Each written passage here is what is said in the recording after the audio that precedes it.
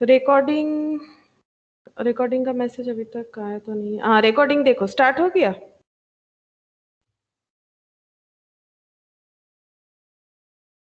देखो रिकॉर्डिंग का मैसेज गया है। है मैडम, स्टार्ट है। अच्छा, स्क्रीन शेयर हो गया। है मैडम।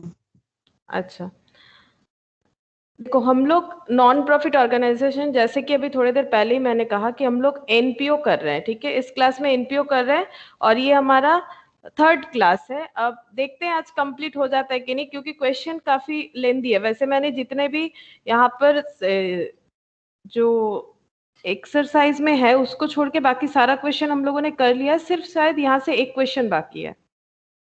तो जो लोग क्लास में थे मुझे एक बार कंफर्म कर दोगे कहाँ तक हम लोगों ने किया था? बोलो कहाँ तक किया था।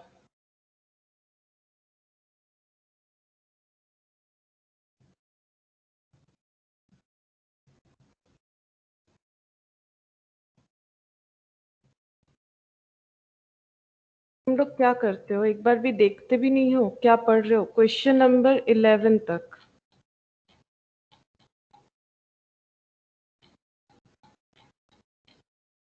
क्वेश्चन नंबर 11 तक हम लोगों ने कर लिया था। अब हमें क्वेश्चन नंबर 12 करना था। हाँ, एक ही क्वेश्चन बाकी था, चलो मुझे याद है। क्वेश्चन नंबर 12 जो है यहाँ से हम लोग को करना है। ठीक है, तो अब हम तुम लोग को एक एक पॉइंट पूछते हुए जाएंगे कि कौन सा डेटा कहाँ पर जाएगा। पहले थोड़ा सा अपने हिसाब से बता देते हैं एनपीओ में क्या होता है। एनपीओ एक नॉन प्रॉफिट ऑर्गेनाइजेशन को एनपीओ बोला जाता है। जो लोग मतलब ऑर्गेनाइजेशन इसलिए बना है ताकि हम लोग प्रॉफिट अर्न करना हमारा मोटो नहीं है, लेकिन ऑब्वियसली सरप्लस जनरेट करना हमारा मोटो हो सकता है। ठीक है, प्रॉफिट मतलब प्रॉफिट उसको बोला जाता है जिसमें बिजनेस मेंटेलिटी होता है। ठीक है, तो अभी हम लोग सोच रहे हैं कि हमारा जो भी है वो सोशल वर्क के लिए है, सोसाइटी को सर्विस प्रोवाइड करने के लिए। इसीलिए अगर ये एनपीओ ऑर्गेनाइजेशन में अगर हमारा कुछ भी एक्स्ट्रा बच जाता है तो हम लोग उसको प्रॉफिट नहीं बोलेंगे। बच जाता है मतलब अर्निंग और एक्सपेंस, क्योंकि कोई भी एक ऑर्गेनाइजेशन में एक अर्निंग का सोर्सेस होना चाहिए और एक एक्सपेंसेस का हमारा वे होता है। ठीक है, जैसे कि अगर कोई पब्लिक हॉस्पिटल्स वगैरह है तो उसमें सोर्सेज ऑफ इनकम क्या हो जाता है, जैसे मेडिकल रिपोर्ट वगैरह, कुछ मेडिसिन वगैरह, थोड़ा बहुत छोटा मोटा टेस्ट के लिए जो भी खर्चा होता है, तो ये सब क्या हो जाता है, अर्निंग हो जाता है। स्कूल में स्टूडेंट लोगों से जो भी फीस वगैरह मिलता है ये अर्निंग होता है। एक्सपेंसेस है, टीचर लोग को सैलरी देना पड़ता है, स्टाफ लोगों को सैलरी देना पड़ता है, ये सब एक्सपेंसेस हो जाता है। उसके बाद अगर ये एक्सपेंस देने के बाद अगर कुछ बच जाता है दैट इज कॉल्ड सरप्लस। ठीक है, और अगर कुछ नहीं बचता है मतलब लॉस हो जाता है तो उसे हम लोग बोलते हैं डेफिसिट। यहाँ पर लॉस वाला लैंग्वेज यूज नहीं होता है बिकॉज इसको बिजनेस नहीं माना जाता है। एनपीओ इसीलिए बनता है ताकि हमारे सोसाइटी को सर्विस प्रोवाइड होता रहे। अब यहाँ पर देखो, यहाँ पर जो ऑर्गेनाइजेशन है वो एक स्कूल के ऊपर एक क्वेश्चन है। ठीक है, स्कूल देखो, स्कूल नहीं कॉलेज है। From the following balances and particular of republic college का है, prepare income and expenditure account for the year ended 31st of March 2020 and balance sheet as on that date. अब income and expenditure यहाँ पर जो accounting होता है ये बिल्कुल एक्रूअल बेसिस पे होता है। एक्रूअल बेसिस पे मतलब पैसा मिला या नहीं मिला, मतलब कैश इनफ्लो हुआ या कैश आउटफ्लो हुआ, वो मैंडेटरी नहीं है। अगर रेलिवेंट पीरियड का हमारा इनकम या एक्सपेंसेस है तो ये यहाँ पर हमें शो करना पड़ेगा। सपोज मेरा सैलरी पेमेंट करना था 10,000 लेकिन मैंने किया 8,000, तो 2,000 जो ड्यू है वो भी हम लोग यहीं पर दिखाएंगे एज अ आउटस्टैंडिंग, बिकॉज ये इसी पीरियड को हमें रिलेट करता है। ठीक है, तो income expenditure just like PL जो होता है उसी तरह से बनेगा, लेकिन अगर हमारा इनकम एक्सेस होता है over expenditure then it is called surplus, और अगर कम होता है तो उसे हम लोग बोलते हैं डेफिसिट। ठीक है, अच्छा अब तुम लोग को मुझे बताना है कि यहाँ पर जो पॉइंट्स यहाँ पर जितने भी दिए हुए ये एक ट्रायल बैलेंस की तरह बना हुआ है। देख सकते हो ट्रायल बैलेंस में जैसे दोनों साइड टैली होता है, यहाँ पर देखो 1,03,85,000 दिया हुआ है, 1,03,85,000 total trial balance. Trial balance का ये डेबिट साइड है, लिखा हुआ नहीं है, खैर ये क्रेडिट साइड है। डेबिट साइड में ट्रायल बैलेंस के क्या आता है, अच्छे तरीके से सुन लो, एक्सपेंसेस आ जाते हैं और उसके साथ साथ आ जाता है एसेट्स। ठीक है, और क्रेडिट साइड में क्या आता है, इनकम और गेन्स। ठीक है, इनकम और गेन्स, लाइबिलिटी, इनकम और गेन्स एंड लाइबिलिटी ये आता है। अब तुम लोग को मुझे बताना है कि कौन सा डेटा कहां पर जाएगा। जैसे ये कॉलेज है उस हिसाब से तुम लोग सोचो, seminar and conference conference receipt, seminar हुआ था कॉलेज में, कॉन्फ्रेंस हुआ था कॉलेज में, और उसमें शायद स्टूडेंट लोगों को पार्टिसिपेट करने के लिए थोड़ा बहुत, मतलब ये अगर सेमिनार अटेंड करना चाहते हो तो कुछ एक पेमेंट करना पड़ेगा, तो उस हिसाब से कॉलेज का एक इनकम हुआ, रिसिप्ट हुआ 4,80,000। तो बोलो ये कहां पर दिखाना चाहिए? हमें इनकम एक्सपेंडिचर प्रिपेयर करने बोला है, तो ये इनकम है या एक्सपेंस? पहला बात है ये क्रेडिट साइड में है, तो ये या तो इनकम होगा या तो गेन होगा, जो भी हो, या तो फिर लाइबिलिटी होगा। तो मुझे बोलो कि अगर हमें सेमिनार से इनकम अर्निंग हुआ है तो ये क्या है, इनकम है या लाइबिलिटी है? कौन बोलेगा, बोलो।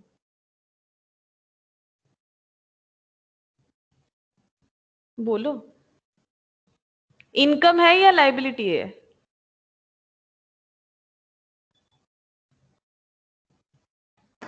इनकम है मैम। इनकम है, अच्छा करेक्ट, इनकम है। तो कहां पर लिखना पड़ेगा? Income and expenditure side. Income and expenditure के इनकम साइड में, ठीक है। अच्छा, अब हम एक एक जन को पूछेंगे, तुम लोग जो लोग चुपचाप बैठे हो उन लोगों को भी पूछा जाएगा। चलो, कंसल्टेंसी रिसिप्ट, रुको हम पूछते हैं, किसको पूछेंगे? Consultancy receipt. विश्वजीत ने कहा, चलो सोविक बोलो कंसल्टेंसी रिसिप्ट, चुप रहने से काम नहीं बनेगा। सोविक, हाँ मैम। হ্যাঁ বলো, কনসালটেন্সি রিসিপ্ট। বসে থাকলে হবে চুপচাপ? Ma'am debit side. Debit side, consultancy receipt debit side বলতে মানে কোন দিকে? ইনকাম অ্যান্ড এক্সপেন্ডিচার অ্যাকাউন্ট, এটা ডেবিট সাইড, এটা ক্রেডিট সাইড। তো income expenditure is just like PL, PL এর মতো হয়। তো কনসালটেন্সি রিসিপ্ট ডেবিট সাইড হয়ে গেল কি করে? একটু আগেই বললাম কোনটা, এটা ট্রায়াল ব্যালেন্স, ট্রায়াল ব্যালেন্সের কোনটা ডেবিট আর কোনটা ma'am credit? Credit side income. হুম, তো রিসিপ্ট হচ্ছে টাকা পাচ্ছে, তুমি কি করে বলছো ডেবিট সাইড? ডেবিট কি হয়, অ্যাকাউন্টসে অল অ্যাসেটস আর ডেবিটেড হয়, যদি এটা অ্যাসেট হয় তবেই একমাত্র ডেবিট হবে, আদারওয়াইজ এটা যদি কোনো এক্সপেন্স হয় তবে ডেবিট হবে। তুমি কনসালটেন্সি মানে হচ্ছে কনসালটেন্সি করা, মানে কি বলবো, মানে পরামর্শ এ করা, ঠিক আছে। তো কনসালটেন্সি চার্জেস পাওয়া যায়, যেমন তুমি যদি চাও কারোর সাথে কনসালটেন্সি করতে পারো, আমার কোন পড়াটা করা উচিত কি না, তুমি যেহেতু স্টুডেন্ট আমি এরকম বলছি, আমরা চাইলে কোনো নিউট্রিশনিস্টের কাছে গিয়ে কনসালটেন্সি করতে পারি, আমাদের কিরম কি খাওয়া উচিত না উচিত, তো এগুলো হচ্ছে कंसल्टेंसी चार्जेस लगे। तो कंसल्टेंसी रिसिप्ट जो हो रहा है, क्या ये कभी भी एक्सपेंस हो सकता है? वैसे भी ये ट्रायल बैलेंस है, ये डेबिट साइड में है। कहा, ये तो क्रेडिट साइड में, ये तो इनकम है। अभी तो मैंने बोला ट्रायल बैलेंस कैसे बनता है, ये डेबिट और ये क्रेडिट, क्रेडिट साइड में है तो ये इनकम या लाइबिलिटी होगा। अगर रिसिप्ट है तो ये डेबिट कैसे हो सकता है? इम्पॉसिबल है ना, तो ये इनकम जाएगा। अच्छा, security deposit, security deposit Snehashish बोलो, सिक्योरिटी डिपॉजिट स्नेहाशीष। अब income. Security deposit is not income. Security deposit student से अगर हम लोग सिक्योरिटी डिपॉजिट ले रहे हैं तो ये इनकम नहीं होता है, ठीक है। ये क्या होता है? ये लाइबिलिटी होता है। अगर हम लोग किसी से, जैसे तुम लोग बैंक में अगर डिपॉजिट रखते हो, जैसे तुम लोग बीआरएस का क्लास अगर अटेंड किए थे लास्ट, मुझे जितना लगता है सभी कोई था, शायद स्नेहाशीष नहीं था, मुझे इतना अच्छे तरीके से तो याद नहीं आ रहा है, लेकिन बाकी लोग थे, मुझे जितना याद आ रहा है। तो लाइबिलिटी, ठीक है, लाइबिलिटी कब होता है? जब हम लोग बैंक में अपना पैसा रखते हैं तो बैंक के लिए वो पैसा लाइबिलिटी होता है। वैसे स्टूडेंट अगर अपना डिपॉजिट दे रहा है, सिक्योरिटी डिपॉजिट क्या होता है बोलो? जैसे कभी अगर रेंट में घर लेते हो, तुम लोगों ने कभी, तुम लोग को जरूरत हुआ कि नहीं मुझे नहीं पता, लेकिन जिन लोगों ने लिया है, अगर किसी ने लिया है, जैसे मुझे पता है विश्वजीत ने लिया था, तो अगर रेंट में अगर घर लेते हो तो क्या सिर्फ रेंट देने से काम बन जाता है या एक सिक्योरिटी डिपॉजिट लेता है? सिक्योरिटी डिपॉजिट लेता है। हाँ, वो क्या किया जाता है उसके बाद? वो डिपॉजिट जो लिया जाता है उसको क्या किया जाता है, क्यों लिया जाता है पता है? सिक्योरिटी डिपॉजिट क्यों लिया जाता है? एक तरह से advance payment. Security deposit advance payment obviously, but ये इसीलिए लिया जाता है अगर मान लो रेंट का घर में तुम तोड़ फोड़ कर रहे हो तो उसका तो नुकसान हो जाएगा, तो फिर तुम अगर पैसा नहीं दिए तो वो डिपॉजिट के पैसे से वो काट लेगा, दैट इज सिक्योरिटी डिपॉजिट। ये अगर तुम उसका जो भी कंडीशन है वो फुलफिल करते हो, सही सारी चीज सही सलामत रखते हो, तो जब तुम उस घर को छोड़ोगे तो सिक्योरिटी डिपॉजिट रिटर्न कर दिया जाता है, ये नॉर्मल सा होता है। अब प्रैक्टिकली किसने रिटर्न किया नहीं किया वो थोड़ा अलग पॉइंट हो जाता है, वो तो एथिक्स का बात होता है, बहुत बहुत से लोग नहीं करते हैं, बहुत से लोग उसको 50-50 कर लेते हैं, और बहुत ऐसे भी अच्छे इंसान होते हैं कि जो सच में पूरा ही रिटर्न कर देते हैं। अब ये ह्यूमिलिटी के तौर पे तो हम लोग इसे कंपेयर नहीं कर सकते हैं, वो तो मैन टू मैन वेरी करता है, लेकिन सिक्योरिटी डिपॉजिट नॉर्मली लाइबिलिटी होगा, ठीक है, ये लाइबिलिटी होगा क्योंकि ये मुझे रिटर्न करना पड़ेगा स्टूडेंट को। जब स्टूडेंट वो कॉलेज को छोड़ के जाएगा, तुम लोग भी कॉलेज में एडमिशन ले रहे हो सब कोई, ठीक है, तो तुम लोग देख सकते हो वहां सिक्योरिटी डिपॉजिट का बात होता है, तो सिक्योरिटी डिपॉजिट नॉर्मली वो रिटर्न मिल जाता है, ठीक है। तो ये सिक्योरिटी डिपॉजिट अगर कोई कॉलेज लेगा, जब तुम लोग का कॉलेज कंप्लीट हो जाएगा तो तुम लोग उसे क्लेम कर सकते हो, तो वो मिल जाता है। Security deposit is a liability.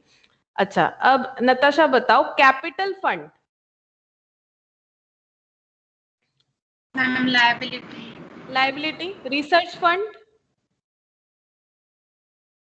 Research fund कौन बोलेगा, बोलो रिसर्च फंड। विश्वजीत बोलो, रिसर्च फंड कहां पर जाएगा? कैपिटल। लाइबिलिटी। कैपिटल क्या, लाइबिलिटी साइड में जाएगा ना, कैपिटल थोड़ी ना। Capital fund is capital fund. Research fund मतलब पर्टिकुलर फंड, नाम दे दिया है, ये जो फंड मिला है ये किस लिए मिला है, रिसर्च करने के लिए, तो ये लाइबिलिटी है, ये अलग से अपना नाम से जाएगा। अच्छा, अब कौन बताएगा? सौविक बोलो। Building fund. Ma'am liability. হ্যাঁ অবশ্যই, বিল্ডিং তৈরি করার জন্য ফান্ড দিয়েছে। Snehashis, provident fund.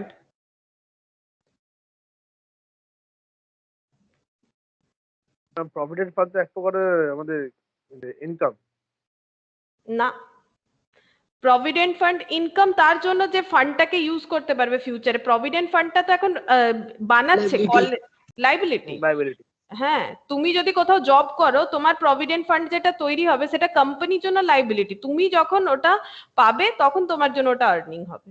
Provident fund যখন বানানো হচ্ছে তখন ওটা লাইবিলিটি। আচ্ছা, नताशा बोलो tuition fee received. Ma'am income. Income correct. Government grant. Biswajit बोलो गवर्नमेंट ग्रांट। एसेट। एसेट किधर है, कम से कम उतना तो ध्यान लगाओ प्लीज। गवर्नमेंट ग्रांट किधर है? ये क्रेडिट साइड है, अभी अभी बताया क्रेडिट साइड या तो लाइबिलिटी आइटम रहेगा। देखो ना, जो पॉइंट बोल रहे हो उसको अगर याद रखोगे ना तो थोड़ा बहुत तुम लोग को आइडिया मिल ही जाए। लाइबिलिटी हो सकता है या फिर इनकम हो सकता है, लेकिन गवर्नमेंट ग्रांट अगर स्पेसिफिक ग्रांट हो, जब मैंने फर्स्ट दिन तुम लोग को एनपीओ करवाया था तो मैंने बोला कि अगर स्पेसिफिक ग्रांट है, देखो अभी भी मेरे पास एनपीओ का स्लाइड ओपन है, मैंने बोला था कि ग्रांट का क्या ट्रीटमेंट करना है, मैंने हर चीज बोला था। ग्रांट मतलब क्या होता है? वन टाइप ऑफ क्या होता है बोलो? छूट, है ना, थोड़ा सा हमें बेनिफिट मिल जाता है, उतना खर्चा नहीं करना पड़ता है, दैट इज ग्रांट। मैंने ग्रांट का भी शायद लिखवाया था। Life membership fees, donation, entrance fees, admission fees, legacy, honorarium. अच्छा, डोनेशन ग्रांट का नहीं दिख रहा है, चलो अभी बता देते हैं। देखो, ग्रांट अगर स्पेसिफिक कोई ग्रांट होता, जैसे ग्रांट फॉर बिल्डिंग, तो फिर वो लाइबिलिटी होता, लेकिन गवर्नमेंट ने ग्रांट दिया है लेकिन कुछ स्पेसिफिक नहीं दिया है, तो हम लोग ये फ्री है, कैसे भी यूज कर सकते हैं, ठीक है, ये ग्रांट का बेनिफिट। तो ये ग्रांट का जो बेनिफिट है गवर्नमेंट ग्रांट, ये इनकम होगा, ठीक है, गवर्नमेंट से ग्रांट मिला है तो ये हमारे लिए अर्निंग हो जाएगा, ठीक है। अच्छा, विश्वजीत के बाद अब शोभिक। डोनेशन बोलो, डोनेशन क्या होगा? Madam income. Income, donation income होगा, लेकिन अगर स्पेसिफिक डोनेशन होता, लाइक डोनेशन फॉर बिल्डिंग या फिर ऐसा कुछ दिया हुआ रहता, तो फिर वो लाइबिलिटी होता। अच्छा, अब किसको पूछना पड़ेगा मुझे? शोभिक के बाद स्नेहाशीष। अच्छा, स्नेहाशीष का टर्न है, बोलो interest and dividend on investment. अच्छे तरीके से सुन लो, interest and dividend on investment. जैसे शेयर में पैसा लगाए हो, डिविडेंड मिल सकता है, कहीं पर कुछ सिक्योरिटीज खरीदे हो, कुछ गवर्नमेंट सिक्योरिटीज वगैरह, इंटरेस्ट मिल सकता है। इंटरेस्ट या डिविडेंड मिला है इन्वेस्टमेंट से, वो क्या है? প্রফিট মানে ইনকাম। ইনকাম, প্রফিট নাই, ইনকাম। প্রফিট তখন হবে যদি আমি ওটাকে সেল করি, যদি তুমি তোমার শেয়ারটাকে সেল করছো, যদি তুমি ওখান থেকে কিছু গেইন করো তবে প্রফিট। এই মুহূর্তে শেয়ারে টাকাটা লেগে আছে বা তুমি কোথাও ফিক্সড ডিপোজিট করেছো, সেখান থেকে ইন্টারেস্টটা পাচ্ছো, সেটা তোমার ইনকাম। আচ্ছা, hostel room rent. Natasha, hostel room rent. Ma'am income. Income. Mess receipt. Biswajit, mess, mess में रहते ही थे, बोलो Income. Mess, income. अच्छा, शोभिक, कॉलेज स्टोर सेल्स, मतलब कॉलेज के स्टोर में जैसे मान लो बुक्स है, ये है, अगर कॉलेज से ही तुम लोग को बुक्स वगैरह मिल जा रहा है और तुम लोग खरीद पा रहे हो, लेकिन थोड़ा कंसेशनल रेट में मिलेगा क्योंकि ऑब्वियसली ये क्या है, हमारा एनपीओ है, सस्ते में मिलेगा मार्केट से, लेकिन कॉलेज को तो अर्निंग होगा, तो कॉलेज स्टोर्स सेल, बोलो ये क्या होगा? লাইবিলিটি, ভালো করে Income. শোনো, ইনকাম। কলেজ নিজের স্টোর থেকে কিছু সেল করছে, ওটা ওর লাইবিলিটি হয়ে যাবে? মারবো ধরে এমন না। No ma'am, outstanding expense, Natasha, outstanding expense, না সরি স্নেহাশিস, স্নেহাশিস বলো আউটস্ট্যান্ডিং এক্সপেন্স।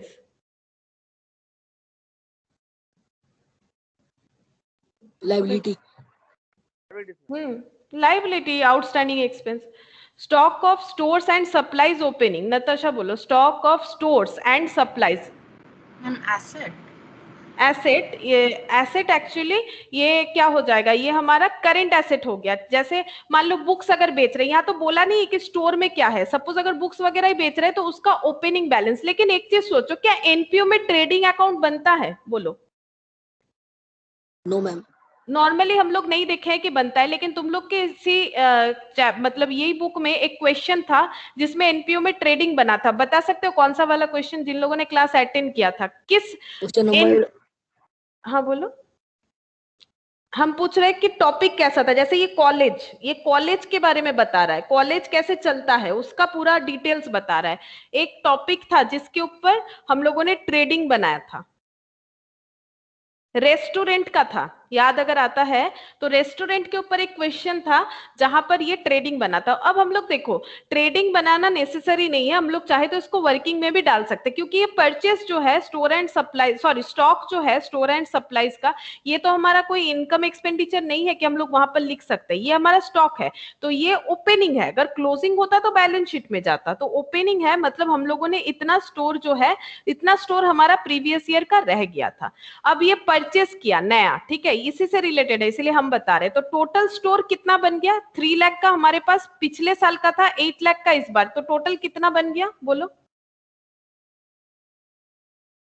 अरे 11 बोलो। लाख, 11 लाख ऐड करने से 11 लाख आएगा, तो इतना हमारे पास स्टोर है, ठीक है। और उसमें से कुछ स्टोर हम लोगों ने सेल्स किया है, जिसको अभी हम लोगों ने देखा था, यहाँ पर देख सकते हो कॉलेज स्टोर सेल कितना, 7,50,000 का। 11 लाख में से हम लोगों ने 7,50,000 रुपीस का सेल किया है, ठीक है।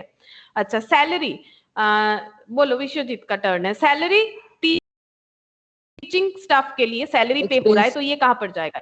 एक्सपेंस। अच्छा, शोभिक, रिसर्च का खर्चा 1,20,000, बोलो कहाँ पर जाएगा? हम तो बोल ही दे रहे हैं, रिसर्च का खर्चा कहाँ जाएगा? डेबिट साइड है। expense, লাইবিলিটি ম্যাম, লাইবিলিটি, খুব মারবো তোমাকে। লাইবিলিটি, এটা expense, এক্সপেন্স বলে দিচ্ছি তো, রিসার্চের জন্য খরচা পে করছো, লাইবিলিটি কি করে হয়? একটু চোখ কান খোলা রাখো। স্কলারशिप, স্নেহাশিস, স্কলারशिप का खर्चा লাইবিলিটি, এটা ডেবিট সাইড, এটা লাইবিলিটি হয়ে যাবে, এটা ডেবিট সাইডে তো লাইবিলিটি আসেই না ট্রায়াল ব্যালেন্সের। asset, एसेट, स्कॉलरशिप हम लोग दे रहे हैं तो हमारे लिए एसेट expense, कैसे होगा? एक कॉलेज स्कॉलरशिप देगा तो वो उसके लिए एक्सपेंस होगा ना, ऑब्वियसली। डेबिट साइड में दो ही चीज आ सकता है, या तो एसेट आ सकता है या तो तुम लोग का एक्सपेंस आ सकता है। बट तुम लोग थोड़ा सा सोचो ना, स्कॉलरशिप देंगे, ये लाइबिलिटी तो हो ही नहीं सकता है। अगर हाँ आउटस्टैंडिंग स्कॉलरशिप है कि हम लोग स्कॉलरशिप का पेमेंट नहीं किया, आउटस्टैंडिंग रखे, अगर वो पेमेंट था तो वो हो सकता है लाइबिलिटी। अच्छा, स्टूडेंट्स वेलफेयर एक्सपेंसेस, नताशा बोलो students welfare expenses. Expenditure, expenses ही है। अच्छा, repairs and maintenance, Biswajit, repairs and maintenance expense. Shobhik, games and sports expense, games and sports expense, expense, expense বলেই তো দিয়েছে, এখানটা দেখে ফট করে বলা যাবে এক্সপেন্স, ঠিক আছে। Miscellaneous expense, Snehashis, miscellaneous expense, expense तो दिया हुआ ही है।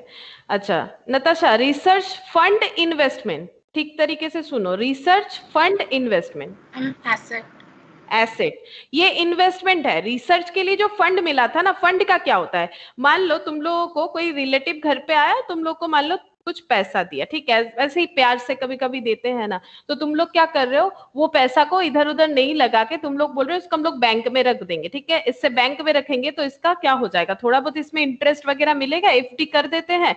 या फिर मान लो तुम लोग सीए में अच्छा रैंक वगैरह लाए तो स्कॉलरशिप मिला, ठीक है, या फिर कुछ प्राइज गिफ्ट मिला तो तुम लोग क्या कर सकते हो, उसको डिपॉजिट कर सकते हो, उससे इंटरेस्ट वगैरह आएगा। तो उसको जो इन्वेस्ट कर दिए, उस पैसे को घर पे रखने से वो कभी नहीं बढ़ेगा, ठीक है, अगर खर्चा कर दोगे तो खत्म हो जाएगा। लेकिन अगर हम लोग उसको, रिसर्च जब होगा तभी उस फंड का यूज होगा, लेकिन उतने दिन तक, मान लो आज पैसा मिला है लेकिन रिसर्च स्टार्ट करना है 2 साल बाद फॉर एग्जाम्पल, तो 2 साल बाद अगर स्टार्ट करना है तो इन्वेस्टमेंट जो हम लोग करना चाहते हैं, हम लोग उस पैसे को घर पे ना रख के उसको इन्वेस्ट कर सकते हैं। इन्वेस्ट करने से क्या होगा, वो पैसा जो है बढ़ जाएगा, 2 साल में जो भी इंटरेस्ट आएगा उस पैसे से वो हमारे फंड को और भी इंक्रीज करेगा। अच्छा Biswajit, other investment, other current asset, asset, current asset, other investment, current asset या फिक्स्ड एसेट, वो हमें देखो, नॉर्मली इन्वेस्टमेंट अगर लॉन्ग टर्म पीरियड के लिए होता है तो वो क्या हो जाता है, फिक्स्ड एसेट, ठीक है, और अगर शॉर्ट पीरियड के लिए होता है तो वो हो जाता है करंट शॉर्ट एसेट, टर्म। हाँ, करंट एसेट भी होता है वहाँ, यहाँ तो पर्टिकुलर वैसा कुछ बोला नहीं है, देखते हैं क्या कर सकते हैं हम लोग। वैसे करंट एसेट बोल के तो हम लोग लिखते नहीं है एनपीओ में, करंट एसेट फिक्स्ड एसेट, तो लाइन बाय लाइन लिख देंगे, ठीक है। Provident fund investment, Souvik, provident fund investment এক্ষুনি একটা এরকমই বলা হয়েছে, রিসার্চ ফান্ড ইনভেস্টমেন্ট, এটা প্রভিডেंट फंड इन्वेस्टमेंट। आगे ये দুটো फंड कलेक्ट হয়েছিল, रिसर्च फंड और प्रोविडेंट फंड पहले भी हम लोगों ने कलेक्ट किया था। अभी बताया एसेट, अभी बताया मैंने क्या करना है, इन फंड को जब हम लोग घर पे ना रखे, अभी मैंने एग्जांपल दिया, रिलेटिव ने तुम लोग को कुछ गिफ्ट दिया, ठीक है, या फिर कुछ पैसा दिया, या फिर तुम लोग को स्कॉलरशिप मिला, कुछ भी, तुम लोग उस पैसे को घर पे ना रख के बैंक में रख रहे हो, तो वो उसको बोला जाता है इन्वेस्टमेंट करना। अच्छा, seminar and conference expenses, Snehashish, seminar and conference expenses,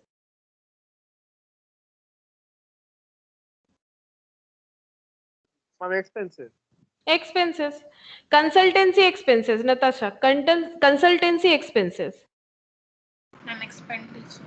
expenditure, अच्छा, land, Biswajit, land, asset, asset, fixed asset है ना, अच्छा, building, Soubhik, building, Fixed asset. fixed asset, plant and machinery, Snehashish, asset, fixed asset, अच्छा, furniture fixture, Natasha, furniture fixture, furniture and fittings, An asset. asset, motor vehicle, Biswajit, motor vehicle, fixed asset, fixed asset, provision for depreciation, बोलो ये कहां पर जाता है, किसी भी चीज का प्रोविजन करना क्या होता है, प्रोविजन फॉर डेप्रिसिएशन, तुम लोगों ने अगर डेप्रिसिएशन के साथ तुम लोग उतना हैबिचुएट नहीं हो तो एक चीज के साथ सबको एक्सपेंडिचर नहीं होता है, प्रोविजन एक्सपेंडिचर नहीं होता है, प्रोविजन फॉर डेप्रिसिएशन, प्रोविजन तुम लोग करते हो जब फाइनल अकाउंट्स करते हो, और ऑलरेडी जिन लोगों ने कर लिया है फाइनल अकाउंट्स में एक पॉइंट आता है, दैट इज प्रोविजन फॉर क्या आता है बोलो, बैड एंड डाउटफुल डेब्ट, आता है कि नहीं, provision for debtor, bad and doubtful डेब्ट। तो प्रोविजन क्रिएट करने का मतलब है फ्यूचर में कोई लाइबिलिटी हो सकता है, ठीक है, लेकिन मुझे उसका एग्जैक्ट अमाउंट नहीं पता है, अच्छे तरीके से सुनो, फ्यूचर में कोई लाइबिलिटी हो सकता है, जैसे मुझे मार्केट से 1000 रुपीज मिलेगा डेटर का, ठीक है, लेकिन मुझे ऐसा डाउट है कि 100 रुपए एक जन से मिलने वाला है जो नहीं मिलेगा, तो मेरा पीबीडीटी कितना हुआ, पीबीडीटी का मतलब provision for bad and doubtful डेब्ट, ये 100 हो गया, तो मुझे ऐसा लग रहा है कि मुझे 1000 नहीं मिलेगा, 900 मिलेगा, क्या जरूरी है, क्या ये 100 लाइबिलिटी होगा, ये गारंटी है या इससे कम ज्यादा हो सकता है, बोलो, कम ज्यादा हो सकता है, कम ज्यादा हो सकता है, समझ में आया सबको बात, कि अगर 100 रुपए, हम ये डाउटफुल है, डाउटफुल का मतलब क्या, जैसे मैंने तुम लोगों से पूछा कि तुम लोग एग्जाम दे दिए हो, ठीक है, तुम लोगों का कितना मार्क्स आने वाला है, तो तुम लोग बोल रहे हो कि 80 से लेके 90 के अंदर आएगा। अब 80 से लेके 90 के अंदर तो बहुत सारा होता है, 81 होता है, 82 होता है, 83 होता है, तो एग्जैक्टली क्या आएगा वो तुम लोग को भी नहीं पता, फ्यूचर में क्या होगा उसका एग्जैक्ट अमाउंट नहीं पता, एस्टिमेट करके बोल रहे हो कि सपोज 85 मिलेगा, तो जरूरी है 85 मिलेगा, नहीं, कम भी मिल सकता है, ज्यादा भी मिल सकता है, या फिर वो भी हो सकता है। ये क्या है, फ्यूचर में अगर कोई लाइबिलिटी ऑकर होगा, जैसे फ्यूचर में मुझे लग रहा है कि मुझे 100 रुपए नहीं मिलेंगे किसी से, ऐसा मुझे डाउट है किसी कस्टमर पे, तो हम उसके लिए अभी से प्रोविजन कर सकते हैं। प्रोविजन करने का मतलब है प्रॉफिट से 100 रुपए हटा के रखना, ठीक है। प्रोविजन कहां से क्रिएट होता है, प्रॉफिट से क्रिएट होता है, ठीक है। प्रॉफिट से हम लोग 100 रुपए हटाएंगे, क्यों, इसका लॉजिक ये है कि फ्यूचर में अगर मेरा एस्टिमेशन बिल्कुल सही गया, ठीक है, तो मुझे सच में 1000 के जगह 900 मिलेगा, 100 नहीं मिलेगा, या फिर हो सकता है इससे भी ज्यादा लॉस हो जाए। तो अभी से हम प्रॉफिट को अगर कम करके रखेंगे तो मुझे फ्यूचर में ये कंडीशन को इसको मतलब मैनेज करने में हेल्प होगा। तो प्रोविजन इसलिए होता है। अब डेप्रिसिएशन का प्रोविजन का मतलब क्या होता है, डेप्रिसिएशन का मतलब ही क्या होता है बोलो। डेप्रिसिएशन का मतलब ही होता है कि हम लोग फिक्स्ड एसेट को जब हम लोग यूज करते हैं तो वो धीरे धीरे उस पे क्या होता है, उसका ये जो मतलब वो क्या होता है, डेप्रिशिएट होते जाता है, डिटोरिएट होते जाता है, तो उसका एक खर्चा होता है, मतलब एक्सपेंस हो रहा है। लेकिन ये हम लोग किसी को पे नहीं करते, हम लोग किसी को बोलते हैं कि ये लो डेप्रिशिएशन का पैसा लेके जाओ, नहीं, it is a non cash item, ठीक है। ये एक नॉन कैश आइटम है, हम लोग किसी को नहीं बोलते कि आप डेप्रिशिएशन का पैसा लेके जाओ,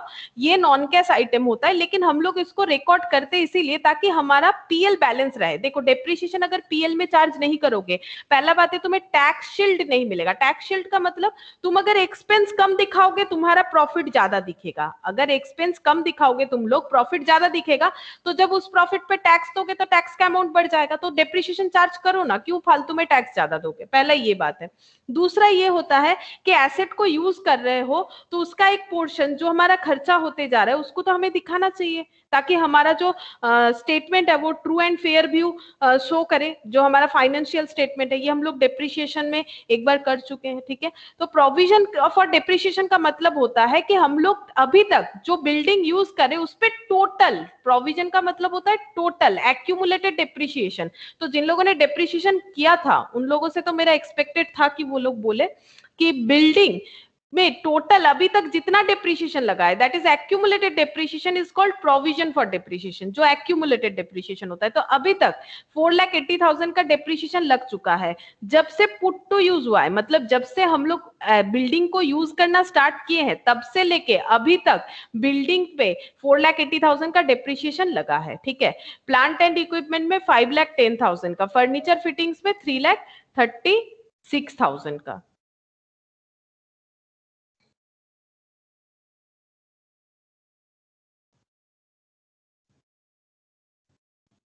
good evening Ayush.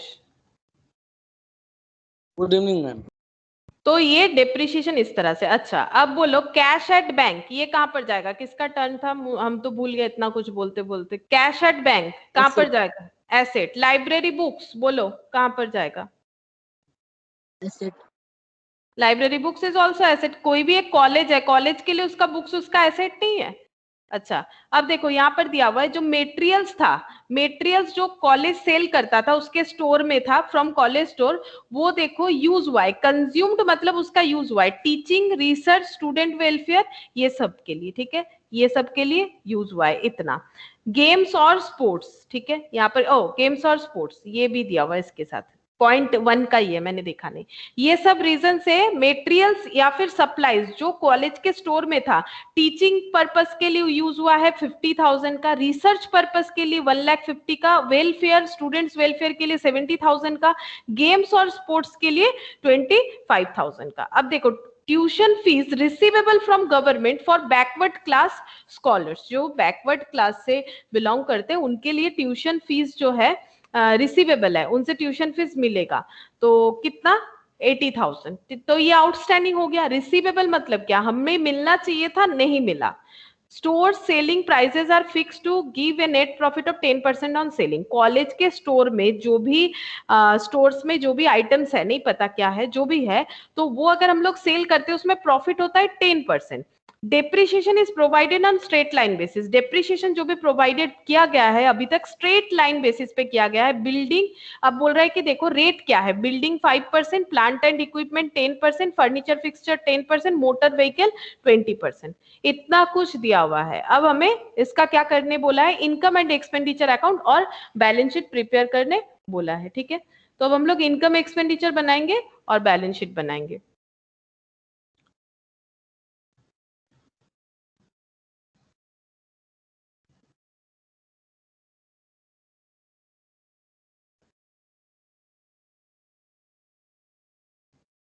Republic college, income and expenditure account. हम अभी सबसे पूछेंगे, हाँ, तो तुम लोग ऐसा मत सोचो कि मैम और नहीं पूछने वाली।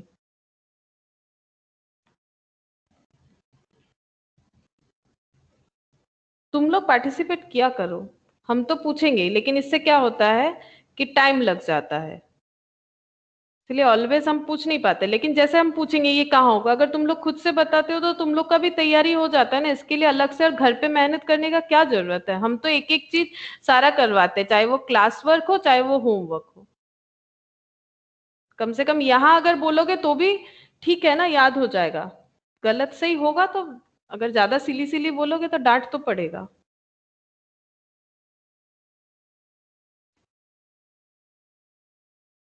बैलेंस शीट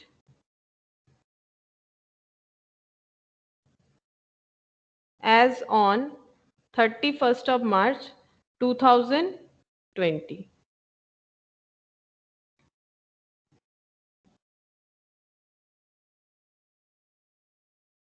अच्छा, मैंने यहाँ पर 2 पेज छोड़ दिया है, पता नहीं कितना जगह लगे इस वजह से।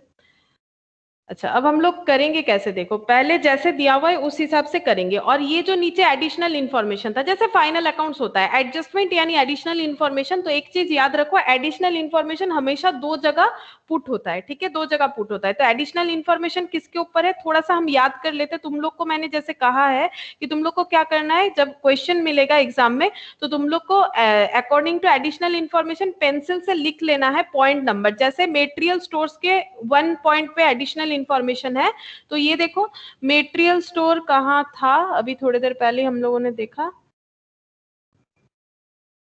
कहाँ गया, ये रहा, ये रहा।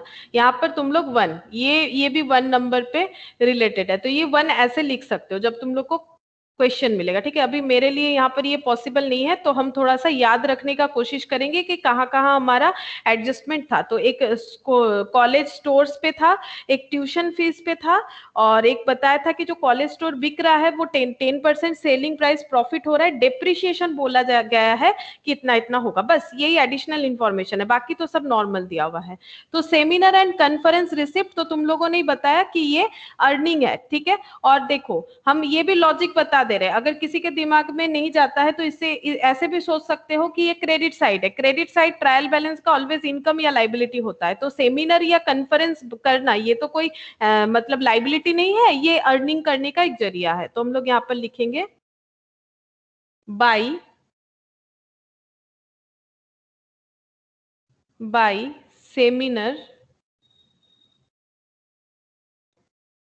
Seminar and conference receipt 4,80,000। हम सिर्फ सेमिनार ही लिख रहे हैं। अच्छा लो लिख ही देते हैं, by seminar and conference 4,80,000। Consultancy receipt 1,28,000, तो यहाँ पर लिखते हैं बाय कंसल्टेंसी 1,28,000। अच्छा, इधर तुम लोग लिखोगे इनकम, ठीक है, ये इनकम क्रेडिट साइड है, और इधर तुम लोग को लिखना है एक्सपेंडिचर। अच्छा, उसके बाद security deposit, security deposit liability होता है, तो बैलेंस शीट के लाइबिलिटी साइड में जाएगा सिक्योरिटी डिपॉजिट, तो यहाँ पर लिखते हैं, क्योंकि ऊपर जो है कैपिटल फंड वगैरह जाता है, तो यहाँ पर लिख देते हैं सिक्योरिटी डिपॉजिट 1,50,000।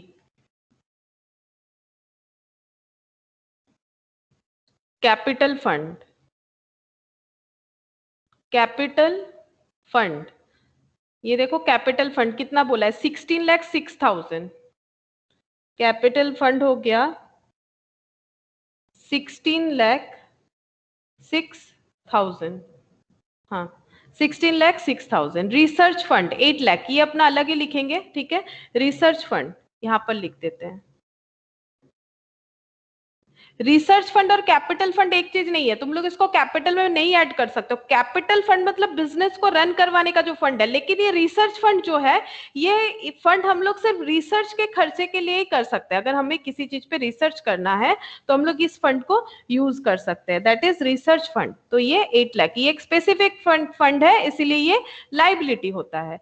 अच्छा, बिल्डिंग फंड 25 लाख, बिल्डिंग बनाने के लिए किसी ने दिया होगा, तो बिल्डिंग फंड, या फिर क्रिएट किया है, बिल्डिंग के लिए फंड मिला है 25 लाख। अच्छा, उसके बाद प्रोविडेंट फंड 5,10,000, प्रोविडेंट फंड 5,10,000। अच्छा, ये एक चीज कर सकते हो, ये प्रोविडेंट फंड जो है ना, इसको हम लोग करेंट लाइबिलिटी में लिख सकते हैं, ठीक है। बिल्डिंग फंड क्योंकि फिक्स्ड एसेट बनाने के लिए है ना, तो ये हमारा नॉन करेंट लाइबिलिटी में जाएगा। अगर तुम लोग इसको और भी अच्छे तरीके से प्रेजेंटेशन करना चाहते हो तो उसमें तुम लोग ये करेंट लाइबिलिटी में लिख सकते हो। यहाँ पर हम लिख देते हैं करेंट लाइबिलिटी। करेंट लाइबिलिटी में तुम लोग ऐसे लिख सकते हो, सिक्योरिटी डिपॉजिट, ये भी करेंट लाइबिलिटी होता है।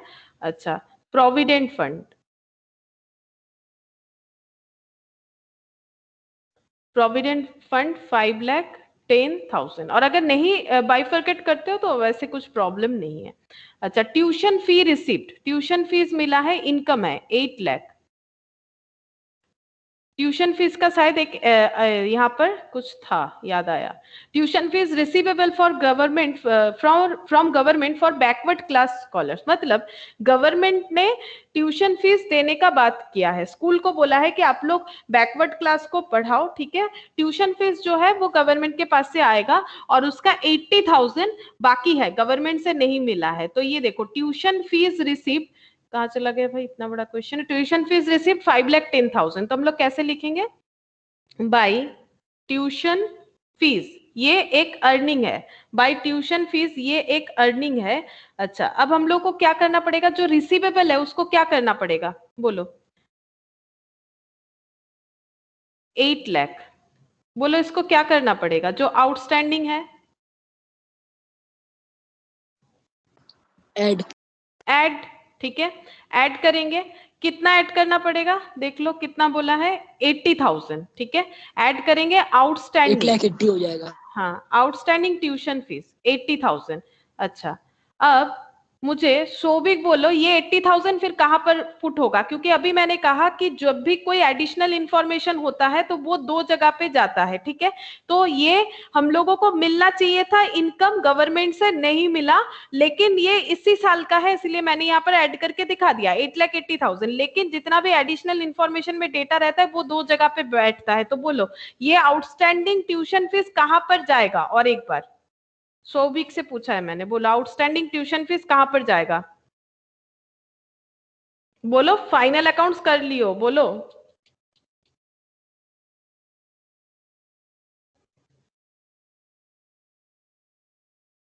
सौभिक आज हम सुना, बोले नहीं रुको, सौभिक हाँ मैम, अच्छी अच्छी। है तो बोलो।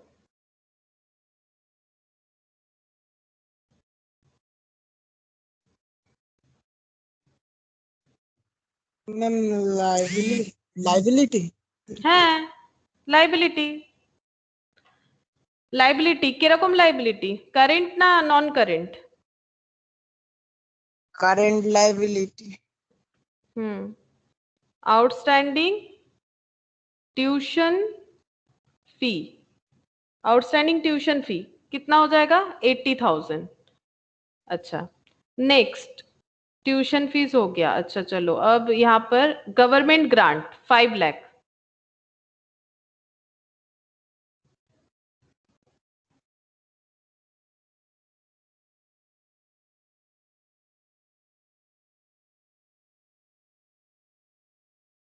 गवर्नमेंट ग्रांट 5 लाख, डोनेशन 50,000, तो डोनेशन 50,000 बाई डोनेशन,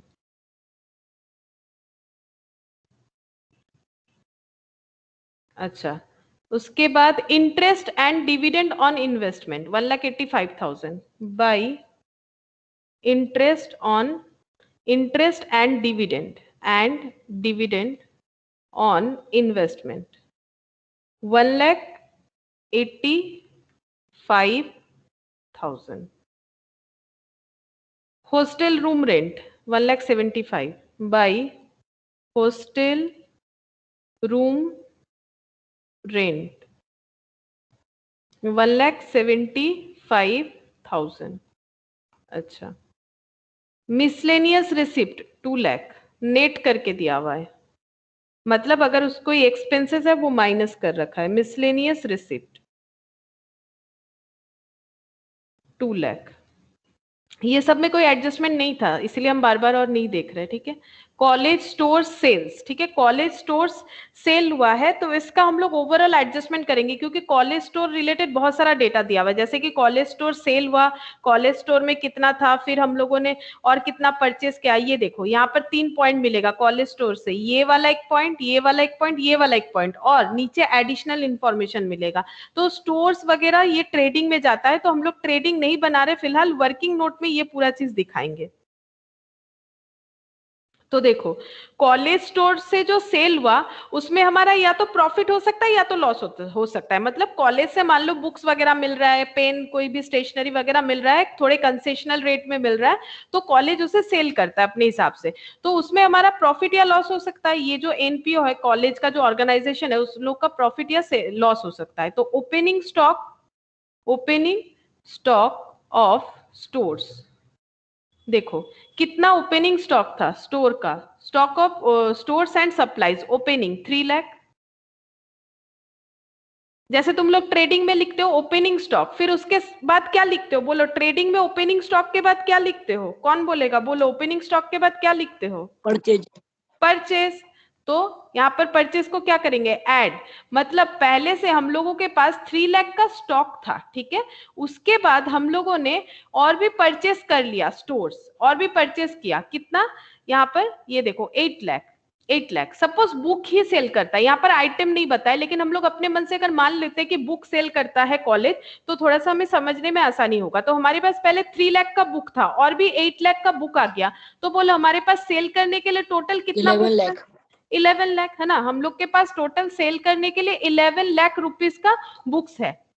अच्छा, उसमें से हम लोगों ने कितना सेल किया, देखो उसमें से हम लोगों ने सेल किया है, ये देखो कॉलेज स्टोर सेल्स, ये दिख रहा है तुम लोग को. कॉलेज स्टोर सेल कितना है, ये वाला है ना 7, हाँ ये वाला है 7,50,000 कॉलेज स्टोर. हाँ, इतना हम लोगों ने सेल कर दिया है. मुझे बताओ ये कॉस्ट में है या सेल प्राइस में है, कौन बताएगा मुझे, बोलो. Opening stock of stores, cost और सेल्स में डिफरेंस क्या है, बोलो, कौन बोलेगा. कॉस्ट और सेल्स में डिफरेंस क्या है, किसको पूछे, हम सेल्स में प्रॉफिट हाँ लॉस हो जाता है और फिर कॉस्ट में प्रॉफिट नहीं रहता है. हाँ, तो सेल्स में प्रॉफिट किसके साथ ऐड हो जाता है, आयुष बताओ. सेल्स में प्रॉफिट किसके साथ ऐड होता है,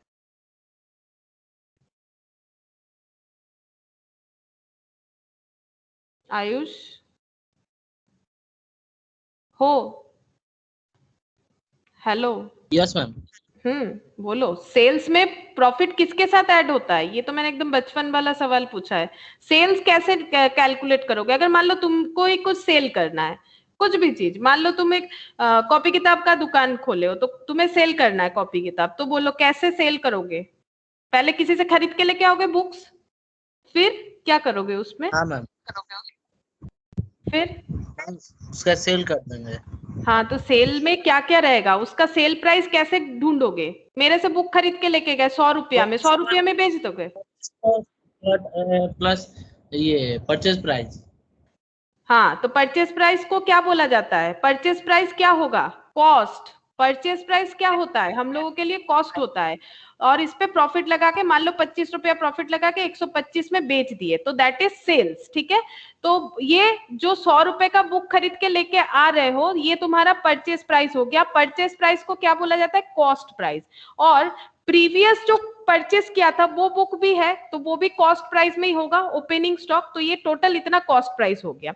नाउ हमें बोल रहा है कि हम लोगों ने सेल कर दिया है कितना, 7.5 लाख रुपए का सेल्स वैल्यू, तो जो हम लोगों ने सेल्स किया है उसका कॉस्ट वैल्यू निकालना पड़ेगा, मतलब कॉस्ट ऑफ सेल्स। ठीक है, कॉस्ट ऑफ सेल्स का मतलब जैसे 125 रुपए में बुक सेल किया, इसका कॉस्ट कितना है?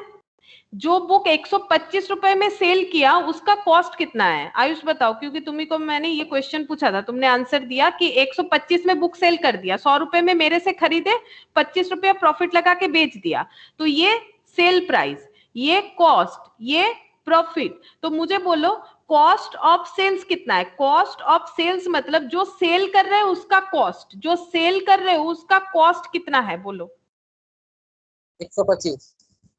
125 तो सेल है, जो सेल कर रहे हो उसका कॉस्ट, जो बुक सेल कर रहे हो यानी 125 रुपए में, उसका कॉस्ट कितना है? 100। मेरे से कितने में खरीद के लेके गए? 100 रुपए में ना, तो जो बुक सेल कर रहे हो उसका कॉस्ट कितना है? 100 है कि नहीं? बोलो, समझ में आया कि नहीं आया?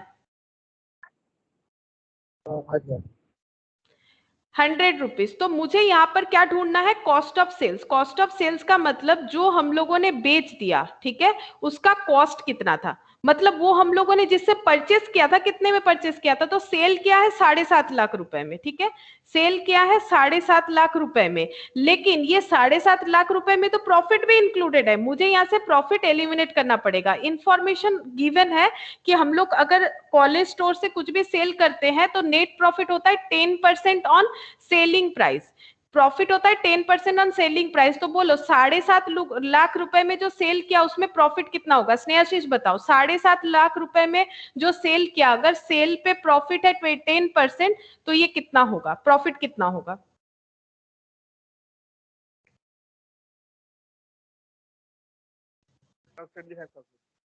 हाँ बोलो। 25,000 75, हाँ 75,000। 10% प्रॉफिट है तो प्रॉफिट कितना हो जाएगा? 75,000। 7,50,000 पे 10% यानी 75,000। अब बोलो 7.5 लाख आएगा। हाँ 7.5 लाख रुपए में जो हम लोगों ने सेल किया उसमें अगर प्रॉफिट 75,000 है तो कॉस्ट कैसे निकालोगे? नताशा बोलो। 7,50,000 में अगर हम लोगों ने सेल कर दिया और उसका प्रॉफिट अगर उसमें 75,000 था तो कॉस्ट कितना होगा? माइनस করে যাব।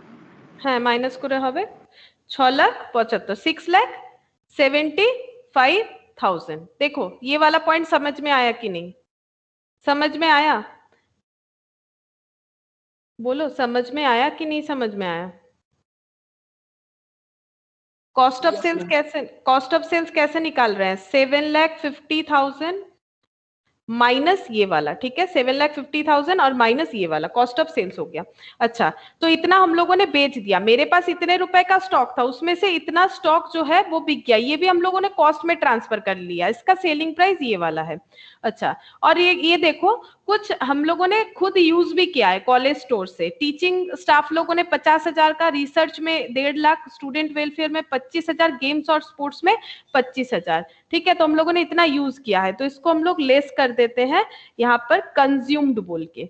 तो जितना स्टोर्स का प्रोडक्ट यूज हो गया उतना स्टॉक कम हो जाएगा। 50, 1,50,000, ये देखो 50,000, 1,50,000 प्लस 50, 1,50,000, 75 और 25, 75,000 और 25,000, इतना हम लोगों ने यूज कर लिया है। बोलो कितना हो रहा है?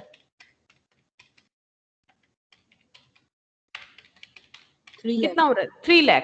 तो 3 लाख का कॉलेज में यूज हुआ है, तो अब कॉलेज में जो खुद ये स्टाफ लोग यूज करे वो लोग थोड़ी ना अपना बेच रहे हैं, ये कॉलेज में यूज हो रहा है, तो इसमें प्रॉफिट थोड़ी ना लगा हुआ है, ये कॉस्ट है। वैसे भी देखो लिखा हुआ है, क्या लिखा हुआ है यहाँ पर? लिखा हुआ है material and supplies consumed from college stores, मतलब कॉलेज खुद ही वही मेटेरियल्स को यूज कर रहा है। तो 11 लाख का टोटल, 11 लाख का हमारे पास स्टोर्स में प्रोडक्ट अवेलेबल था, उसमें हम लोगों ने बेच दिया 6,75,000 का, ठीक है, 6,75,000 का, और उसमें से 3 लाख कॉलेज ने खुद यूज कर लिया। बोलो कितना क्लोजिंग स्टॉक बचेगा? जो बच गया उसे हम लोग क्या बोलेंगे? Closing stock. बोलो कितना क्लोजिंग स्टॉक बचा? 1,25,000। 1,25,000, ठीक है, 1,25,000 बचा। अच्छा अब बोलो, ये जो हम लोगों ने बेचा कॉलेज स्टोर से स्टॉक जो कम हो गया, उसका दो रीजन था। एक तो हम लोगों ने बेच दिया और एक हम लोगों ने खुद यूज किया। जैसे अगर तुम लोग का ग्रोसरी शॉप होता है तो तुम लोग क्या कर सकते हो, लोगों को प्रोडक्ट बेच भी सकते हो और वहां से कुछ भी फूड आइटम जैसे दाल चावल या फिर मान लो वहां से कुछ नूडल्स वगैरह ये सब तुम लोग भी घर लेके जा सकते हो। तो स्टॉक जब खुद ही अपना यूज करते हैं तो तुम लोग उसको क्या बोलते हो, उस पे एंट्री क्या डालते हो जब हम लोग खुद अपना स्टॉक को कंज्यूम कर। हाँ, ड्रॉइंग्स टू क्या होता है, अगर प्रोडक्ट लेके जाते हैं अपने ही शॉप टू से, purchase. To purchase, correct. Purchase जो है, परचेस हमारा कम हो जाता है, जितना स्टॉक खरीदा वो कम हो जाता है। अब देखो कॉस्ट ऑफ सेल्स है 6,75,000 और हम लोगों ने इसको बेचा था कितने में, 7,50,000 में। तो यहाँ पर प्रॉफिट कितना आया था बोलो, 75,000। बोलो ये प्रॉफिट कहां पर जाएगा, ये प्रॉफिट कहां पर दिखाना चाहिए, प्रॉफिट कहां पर दिखाएं बोलो, पीएल में दिखाएंगे। पीएल के जगह यहाँ पर क्या बना हुआ है, income and income side. Income side दिखाएंगे। By profit on store sale बोल के यहाँ पर लिखेंगे, by profit on store sales.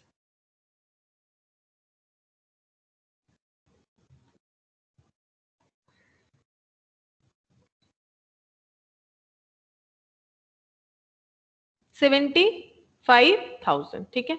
अच्छा अब ये जो क्लोजिंग स्टॉक दिख रहा है इसको कहाँ लिखना चाहिए, क्लोजिंग स्टॉक बैलेंस शीट में जाएगा 1,25,000 बोल के, ठीक है।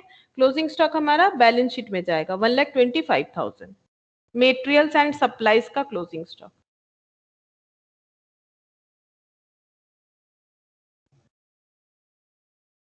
Materials and supplies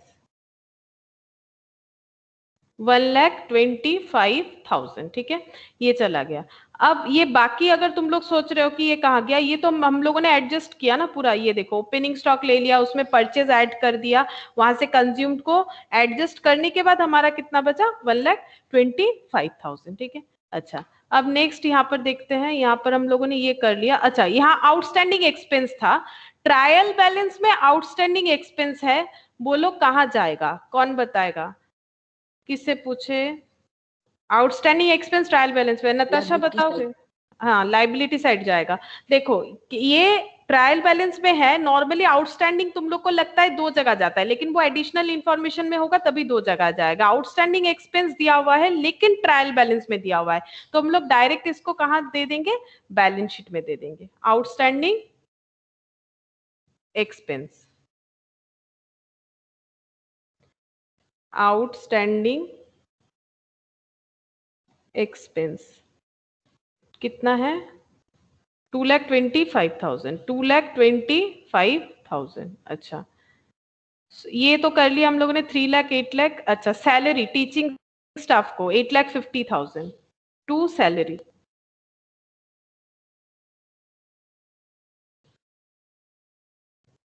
$8,50,000। अच्छा उसके बाद रिसर्च स्टाफ को दिया हुआ है salary 1,20,000, salary to teaching staff, salary to research 1,20,000, scholarship 1,80,000 to scholarship कितना था, 80,000।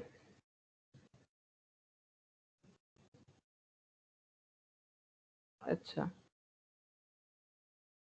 Students welfare expense 38,000 to student welfare,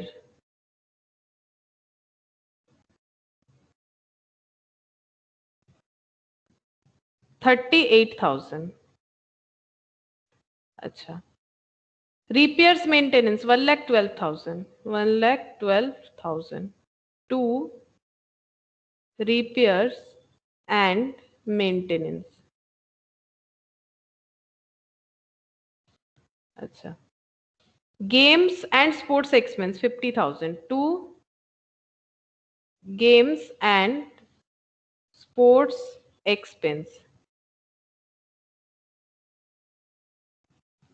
50,000। Miscellaneous expense 65 to miscellaneous expense 65 अच्छा 65,000 अच्छा। उसके बाद रिसर्च फंड इन्वेस्टमेंट, ये एसेट होता है, कोई भी इन्वेस्टमेंट एसेट होता है, तो यहां पर लिखेंगे रिसर्च फंड इन्वेस्टमेंट।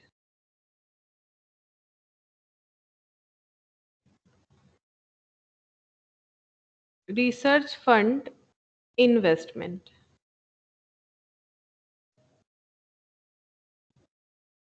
8 लाख अच्छा। उसके बाद अदर इन्वेस्टमेंट 18,50,000 अदर इन्वेस्टमेंट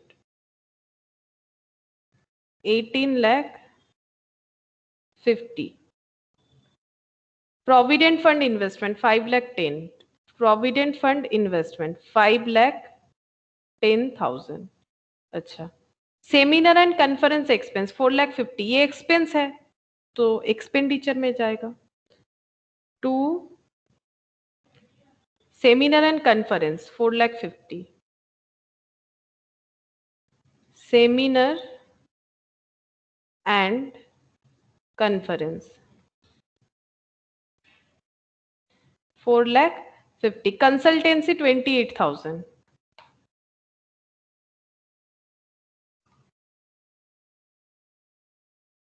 28,000 अच्छा। Land 1 lakh building 16 lakh land 1 lakh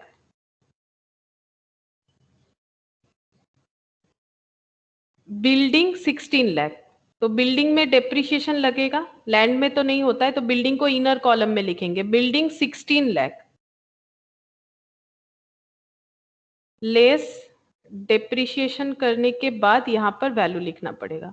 अच्छा ये डेप्रिसिएशन हमारा एक इनकम एक्सपेंडिचर में भी जाएगा। Plant and machinery 8,50,000 plant and machinery 8,50,000 इस पे भी डेप्रिसिएशन लगेगा ठीक है, और ये भी इनकम एक्सपेंडिचर में जाएगा। Furniture fitting 6 lakh furniture and fittings 6 lakh और इसमें भी डेप्रिसिएशन लगेगा। स्ट्रेट लाइन मेथड में बता दिया है। अच्छा थोड़ा सा मेरा एस्टिमेशन गलत हो गया, मोटर व्हीकल का जगह नहीं मिला। मोटर व्हीकल 1,80,000 अब इसे नीचे ही लिखना पड़ेगा, कुछ कर नहीं सकते। मोटर व्हीकल 1,80,000 इस पे भी डेप्रिसिएशन अगर है तो लगेगा, देखते हैं, याद नहीं है इस पे भी डेप्रिसिएशन था कि नहीं था। हाँ बिल्डिंग प्लांट एंड इक्विपमेंट और फर्नीचर ये था। अच्छा कैश एट बैंक ये बताते प्रोविजन कैसे ट्रीट होगा। कैश एट बैंक और लाइब्रेरी बुक्स ये दोनों लिख लेते हैं।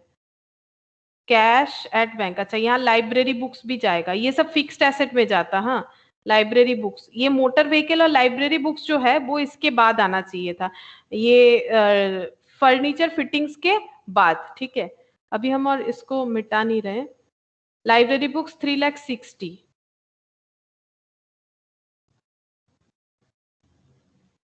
लेस डेप्रिसिएशन, यहाँ पर डेप्रिसिएशन लेस होने के बाद लिखना पड़ेगा। अच्छा यहाँ पर है कैश एट बैंक 6,42,000 कैश 6,42,000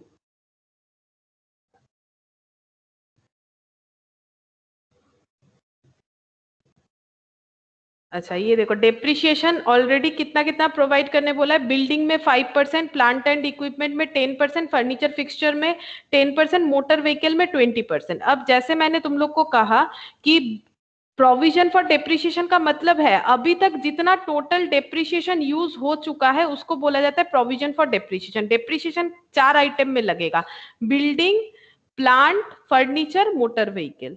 तो बिल्डिंग, प्लांट, फर्नीचर, व्हीकल ठीक है। अच्छा अब क्योंकि हम लोग को बोला गया एसएलएम मेथड में लगेगा तो सबका कॉस्ट लिख लेते हैं ठीक है।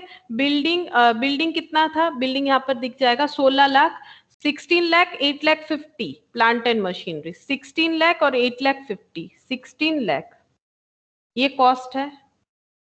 8,50,000 ये भी कॉस्ट है। ये कॉस्ट कैसे पता चलता है? बिकॉज यहाँ पर प्रोविजन फॉर डेप्रिसिएशन मेंटेन हुआ है, तो ये सब कॉस्ट ही होगा, यहाँ पर डेप्रिसिएशन लेस नहीं हुआ है। Furniture fitting 6 lakh, motor vehicle 1,80,000, 6 lakh और 1,80,000,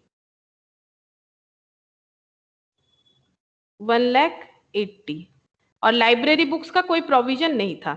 तो अभी तक बिल्डिंग में कितना डेप्रिसिएशन लग चुका है? अभी तक बिल्डिंग में डेप्रिसिएशन लग चुका है, उसका ये प्रोविजन मिलेगा हमें 4,80,000 का अभी तक डेप्रिसिएशन लग चुका है। ठीक है, यहाँ पर लिखते हैं provision for depreciation, provision for depreciation इतना लग चुका है। ठीक है, और इस साल कितना लगेगा? क्योंकि ये एसएलएम मेथड है, ये अभी तक लग चुका है, और इस साल करंट ईयर कितना डेप्रिसिएशन लगेगा उसका रेट हमें यहाँ पर दिया हुआ है। बिल्डिंग में 5% लगाना है और सब एसएलएम मेथड में होगा, तो 5% रेट पे अगर लगेगा, कॉस्ट अगर 16 लाख है, तो बोलो डेप्रिसिएशन कितना लगेगा? सौविक बोलेगा, बोलो सौविक कत डेप्रिसिएशन লাগবে? এসএলএম মেথডে আছে কস্ট 16 লাখ, ডেপ্রিসিয়েশন বলো কত হবে 5% হিসেবে?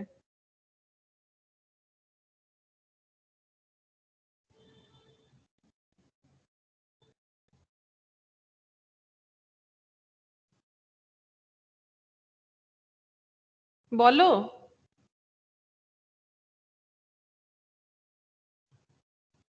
ম্যাডাম আর একবার বলবেন? কি বলো? এই তো डेप्रिसिएशन बोलो कत হবে? 16 लाखेर बिल्डिंग, 16 लाख का बिल्डिंग है, डेप्रिसिएशन का रेट क्वेश्चन में बता रखा है 5%, और डेप्रिसिएशन स्ट्रेट लाइन बेसिस पे होगा। बोलो डेप्रिसिएशन तो किया है तुमने, बिल्डिंग पे कितना डेप्रिसिएशन होगा इस साल?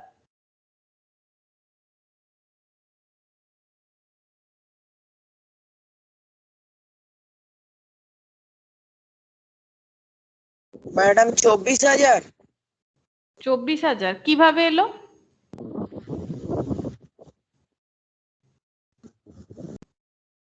डेप्रिसिएशन की प्रोविजन फॉर डेप्रिसिएशन এর উপর লেগে যায় না डेप्रिसिएशन কিসের উপর লাগে?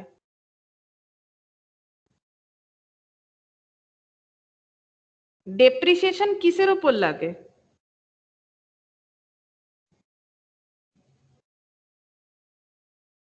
আরে হ্যাঁ না উত্তর না করলে আমি কিভাবে কোঅপারেট করব?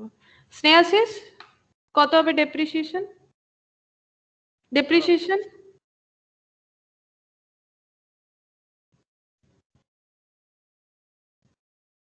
आयुष डेप्रिसिएशन कितना होगा? रेट 5% है, लिख दिया। चलो डेप्रिसिएशन कितना होगा? मेथड एसएलएम है।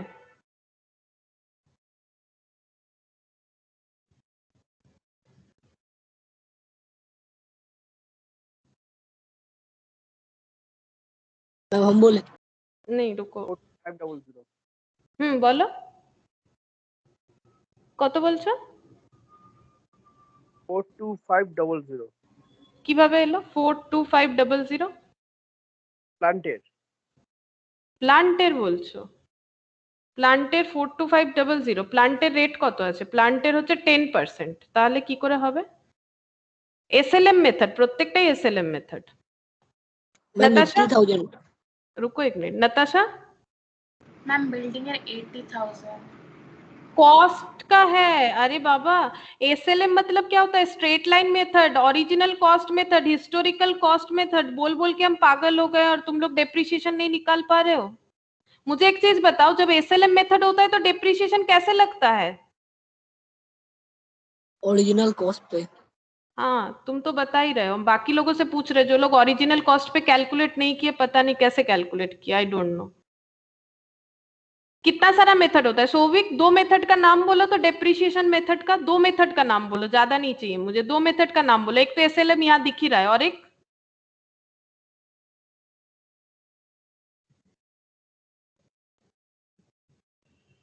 अरे बोलो, ये सब तो तुम लोग का 11-12 का चीज है, कौन सा सीए फाउंडेशन के लिए सीख रहे हैं हम लोग? सीए फाउंडेशन में ये नया चीज थोड़ी ना है तुम लोगों के लिए। डेप्रिसिएशन तो सबने कर रखा है, और तुम लोग तो अभी भी किए थे।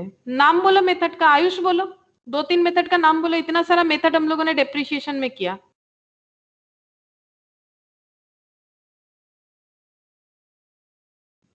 स्नेहाशीष हाँ मैम। नाम डेप्रिसिएशन मेथड है। Other than SLM? WDV, return down value WDV. method. तो WDV में कैसे होता है? रिटर्न डाउन वैल्यू मेथड, उसमें कैसे होता है डिप्रिशिएशन चार्ज?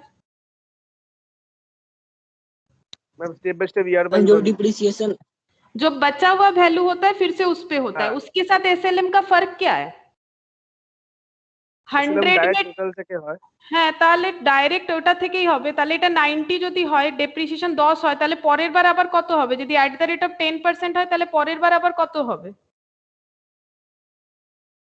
एसएलएम আবার हाँ, फिर से 10 ही होगा ना, तभी तो SLM है। ये जस्ट लाइक सिंपल इंटरेस्ट की तरह होता है, ये भी हम कंपैरिजन बताते हैं। तुम लोग सुन नहीं रहे हो? ठीक है, चलो हम कभी कभी पता करते रहेंगे कि, और रोज तो पॉसिबल नहीं होगा, लेकिन हम ऑब्वियसली चेक करेंगे कि तुम लोग क्या कर रहे हो। ओके, 80,000।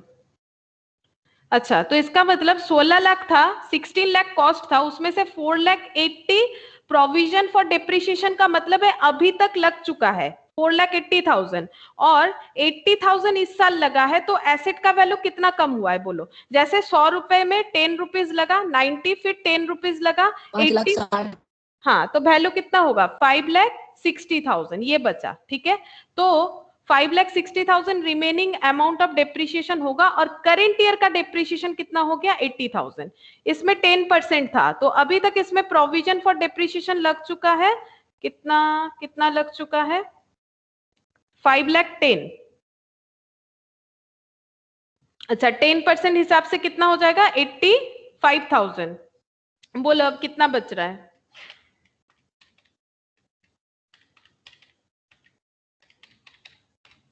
5,95,000। हाँ, ये मेरा कैलकुलेटर कभी कभी क्या सब दिखाते रहते हैं। अच्छा, फर्नीचर में अभी तक डिप्रिसिएशन लग चुका है 3,36,000 लग चुका है। फर्नीचर का रेट कितना बताया इन लोगों ने? 10%। किस पे लगाएंगे? ओरिजिनल कॉस्ट ना हर जगह पे, तो 10%, तो फिर ये 6 लाख पे लगेगा, कितना हो जाएगा? 60,000। तो ये बचा कितना? 3,96,000 मैंने 69 लिख दिया, देखो 3,96,000। अच्छा, ऐसा होगा 3,96,000। अच्छा, व्हीकल में कोई भी इसके पहले डिप्रिसिएशन नहीं लगा था, लेकिन अभी बोल रहा है 20% लगो। नहीं लगा था, कैसे पता चला? यहाँ पर प्रोविजन ही नहीं है, तो 20% मोटर व्हीकल पे। तो ओरिजिनल कॉस्ट मेथड पे तो डायरेक्ट 20% लगाओ, 1,80,000 पे 36,000, तो 36 कितना बचेगा? 1,44,000। अब बोलो कौन सा डेटा कहाँ लिखना चाहिए? देखो हम लोग ये जो बचा हुआ एसेट का वैल्यू है, ये तो बैलेंस शीट में शो करेंगे आफ्टर डिडक्टिंग द डेप्रिसिएशन। तो कैसे लिखेंगे? 16 लाख, क्योंकि हम लोगों ने कॉस्ट लिख लिया, तो डेप्रिसिएशन टोटल करके लिखेंगे 4,80,000 और 80 कितना होगा? 4,80,000 और 80 कितना होगा? 5,60,000। 10 लाख कितना बच रहा है? 10,40,000। 5,60,000 क्यों लिखा? अभी तक टोटल जितना डिप्रिसिएशन हुआ, टोटल डिप्रिसिएशन दिखाएंगे तभी ना मुझे एसेट का ओरिजिनल कॉस्ट आज पता चलेगा कितना है। अब ये 5,10,000 और 85 कितना होता है? प्लांट एंड मशीनरी का 5,10,000 और 85 बताओगे ऐड करके कितना होता है? 5,95,000 अच्छा, 5,95,000 बताओ कितना होता है माइनस करने के बाद? 2 लाख, मैम 255,000 हाँ 2,55,000। अच्छा, ये फर्नीचर फिटिंग्स का है 336 और 60, 336 और 60, 3,96,000 हाँ माइनस करो 2,04,000, 2,04,000 अच्छा, इधर मोटर व्हीकल का जाना चाहिए, 36 आया था शायद, जितना याद आ रहा है। हाँ 36 आया था, और ये 1,44,000 हाँ, और लाइब्रेरी बुक्स का, इसका कुछ नहीं बताया था क्या? लाइब्रेरी बुक्स का डेप्रिसिएशन नहीं, लाइब्रेरी बुक्स का डेप्रिसिएशन नहीं बताया। अच्छा,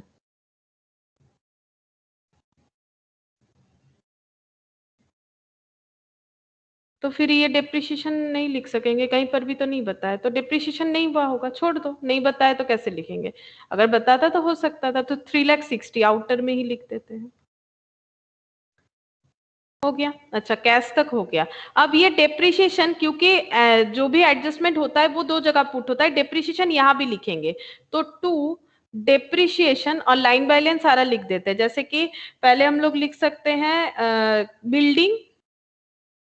बिल्डिंग फर्नीचर एंड फिटिंग्स, अच्छा इक्विपमेंट था, प्लांट एंड मशीनरी था, शायद देख लेते हैं, plant furniture vehicle, building plant furniture vehicle, building plant furniture vehicle, building plant furniture vehicle.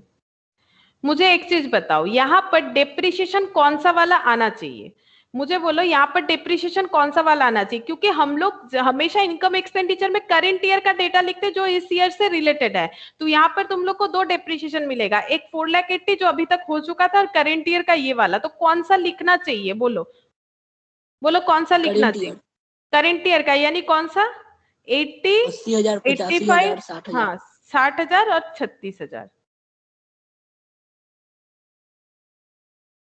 Building कितना है, बिल्डिंग का थोड़ा बताओ कि अगर तुम लोग लिख रहे हो तो 80 ना, building 80, 80, furniture fittings 60, plant and machinery 85, 85, vehicle था 36 ना, व्हीकल था 36,000। अच्छा, और तो कुछ मुझे नहीं दिख रहा है यहाँ पर लिखने लायक, ठीक है। अब हम लोग देखते हैं कि कितना आएगा, तो एक बार टोटल करो, चलो देखो इधर कितना आता है।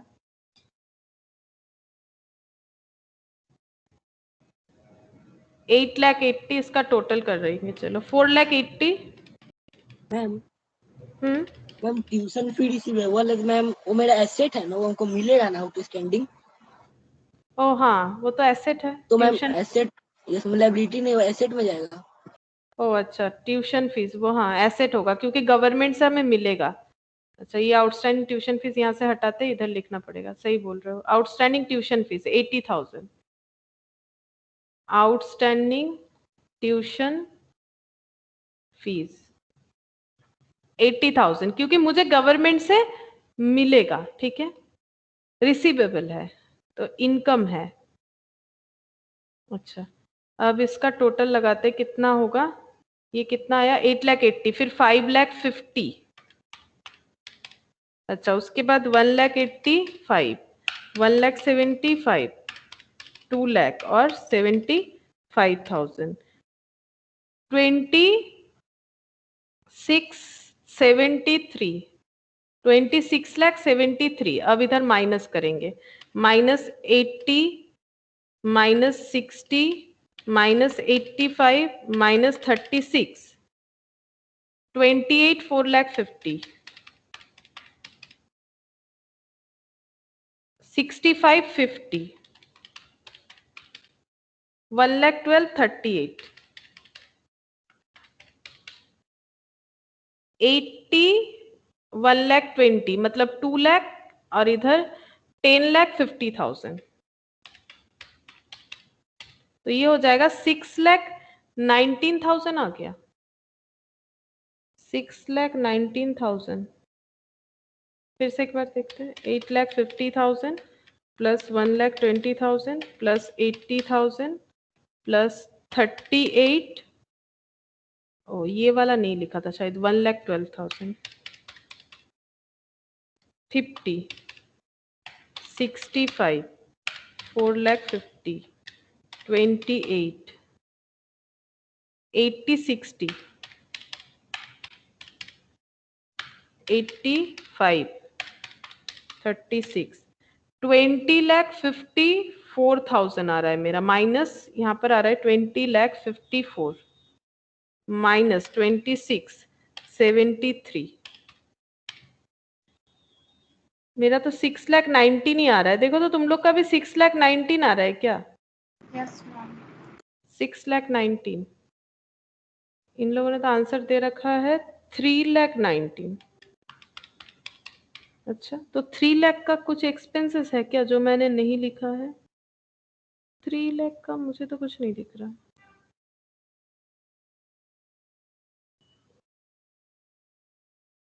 अच्छा एक minute. Tuition fees 8,80,000, government grant 5 lakh, income from investment 1,85,000, income from hostel room 1,75,000, miscellaneous receipt 2 lakh, profit on sale 75, ये लिखा था मैंने, लिखा है प्रॉफिट ऑन सेल। अच्छा सेमिनार का 4,80,000, सेमिनार का खर्चा 4,80,000, ठीक है। उसके बाद कंसल्टेंसी 1,28,000, हाँ तो ठीक तो है। इधर 26,73,000 बिल्कुल ठीक है। अच्छा इधर 8,50,000, 1,20,000। अच्छा फिर यहाँ पर स्कॉलरशिप का 80,000, फिर 38,000। अच्छा 38,000 स्टूडेंट वेलफेयर। अच्छा उसके बाद 1,12,000 repairs and maintenance, 1,12,000 repairs and maintenance, 50,000 games and sports. अच्छा हाँ एक चीज देखो, हर चीज 2 बार पुट होना चाहिए। जैसे ये डेप्रिसिएशन जो है वो 2 जगह पुट हुआ, एक बार हम लोगों ने इनकम एक्सपेंडिचर में लिखा, एक बार बैलेंस शीट में दिखाया। स्टोर सेलिंग प्राइस ये जो 10% था, ये तो ये पॉइंट और ये पॉइंट तो दोनों मिलता जुलता था, ये वाला भी 2 जगह हम लोगों ने लिख लिया, ये वाला पॉइंट भी 2 जगह हम लोगों ने कर लिया। बट ये जो है हम लोगों ने एक ही जगह दिखाया, और एक जगह भी तो दिखाना है जितना हम लोगों ने कंज्यूम किया, कितना कंज्यूम किया। ये मेटेरियल उसको यहाँ पर लिखना चाहिए था हम लोगों को, वो लिखा नहीं, इसीलिए ऐसे दिख रहा है। 3 लाख, ये जो 3 लाख हो रहा है ना, 50,000 ये वाला, ठीक है। ये पूरा 3 लाख रुपीस का जो कंजम्पशन हुआ है मेटेरियल का, वो हम लोगों ने नहीं लिखा, ये वाला, ये देखो यहाँ पर दिखाता है, ये 3 लाख रुपीस का जो कंजम्पशन था। सेल करके जो प्रॉफिट हुआ वो तो हम लोगों ने पीएल में लिख दिया, और बाकी बचा हुआ जो है वो क्लोजिंग स्टॉक में लिख दिया। तो ये जो कंज्यूम्ड हुआ 3 लाख, ये भी तो हमें दिखाना चाहिए था एक्सपेंसेस में। टू कंजम्पशन ऑफ मेटेरियल ये बच गया, to consumption of store material, ठीक है। ये इस वजह से डिफरेंस आ गया, ये नहीं दिखाया था मैंने 3 लाख। तो यहाँ पर हो जाएगा टू सरप्लस, अब ठीक कर लो, ठीक है। टू सरप्लस ये 3,19,000 होगा, ठीक है, 3,19,000 होगा आंसर यहाँ पर। अच्छा अब हम लोग यहाँ पर बैलेंस शीट को क्लोज करेंगे, इसका पेज का जरूरत ही नहीं हुआ, चलो कोई बात नहीं। यहाँ पर लिख देते हैं सरप्लस, सरप्लस ऐड हो जाएगा कितना, 3,19,000, तो टोटल कितना हो जाएगा 16,06,000 और 3,19,000 कितना हो जाएगा 16,06,000, 19,25,000, research fund 8 lakh, 25 lakh building fund. अच्छा इधर 1,50,000 सिक्योरिटी डिपॉजिट, 5,10,000 प्रोविडेंट फंड, और आउटस्टैंडिंग एक्सपेंस 2,25,000, तो 61,10,000 यहाँ पर 61,10,000। अच्छा इधर आउटस्टैंडिंग ट्यूशन फीस लिख लिया था मैंने। अच्छा यहाँ पर देख लेते 6,42,000 प्लस 80, 3,60, 1,44, अच्छा 1,44, ये 1,25,000,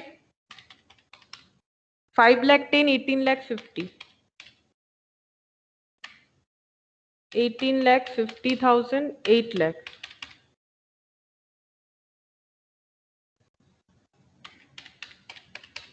2,04,000, 2,55,000, 10,40,000 और 1 लाख, 61,10,000 हो गया, 61,10,000।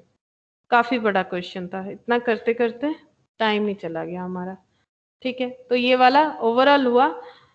अच्छा अब यहाँ पर कुछ ट्रू फॉल्स है, इसको डील करते हैं, तो फटाफट से बताते जाना ट्रू फॉल्स कौन सा होगा। बट ऑब्वियसली जिन लोग के पास बुक है वो लोग आंसर मत देखना, अगर मुझे लगता है तो हम फिर पूछेंगे तुम लोगों से। अच्छा पहले the receipt and payment account for a non profit organisation follows the accrual concept of accounting बोलो आयुष बोलो, ठीक है, यहाँ आयुष से स्टार्ट कर रहे हैं। आयुष बोलो क्या होगा? Receipt and payment account non profit organisation के लिए जो बनता है, क्या वो एक्रूअल कंसेप्ट में बनता है? मेरा फर्स्ट क्लास याद करो, रिसिप्ट पेमेंट अकाउंट किसके तरह होता है? जैसे income expenditure is just like PL, वैसे receipt payment account just like क्या होता है? बोलो, तभी याद आ जाएगा।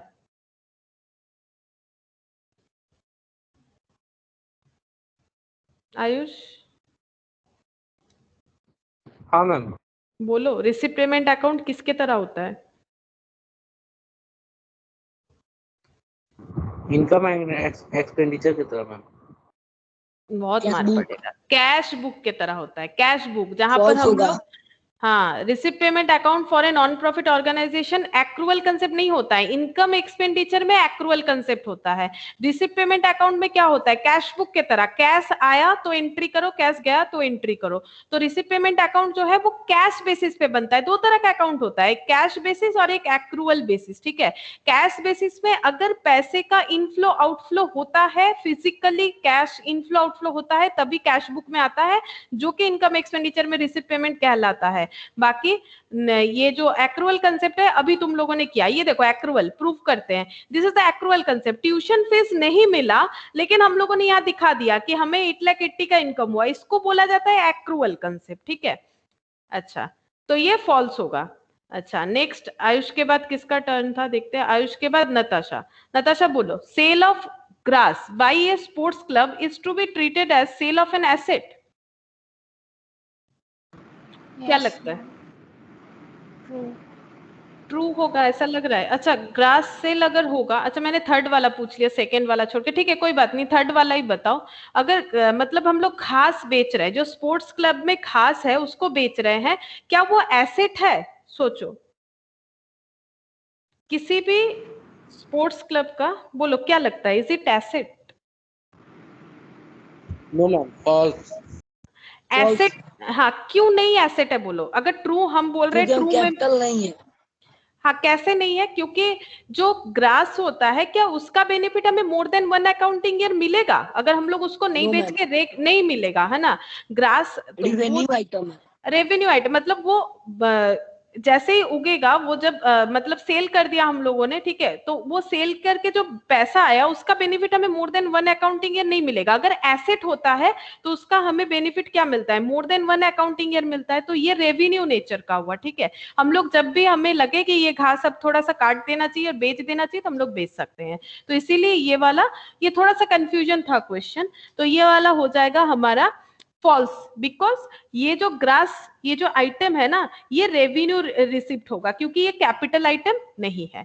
अच्छा, क्वेश्चन नंबर 2 मेरे से छूट गया था। क्वेश्चन नंबर 2 हम किससे पूछेंगे? सोभिक बोलो, both the revenue and capital nature transaction are recorded in the income expenditure। Income expenditure अभी अभी हम लोगों ने बनाया, इनकम एक्सपेंडिचर अकाउंट जो बनता है, क्या उसमें रेवेन्यू और कैपिटल दोनों नेचर का ट्रांजैक्शन हम लोग लिखते हैं? रेवेन्यू मतलब डे टू डे का खर्चा या इनकम, कैपिटल मतलब जो खर्चे का बेनिफिट हमें मोर देन 1 अकाउंटिंग ईयर मिलेगा, या फिर जो इनकम का बेनिफिट हमें मोर देन 1 अकाउंटिंग ईयर मिलेगा? बोलो। कैपिटल माने फिक्स्ड एसेट এই সব, আর রেভিনিউ মানে স্যালারি, প্রিন্টিং, পোস্টেজ এগুলো। তো ইনকাম এক্সপেন্ডিচারে কোনটা লিখি আমরা?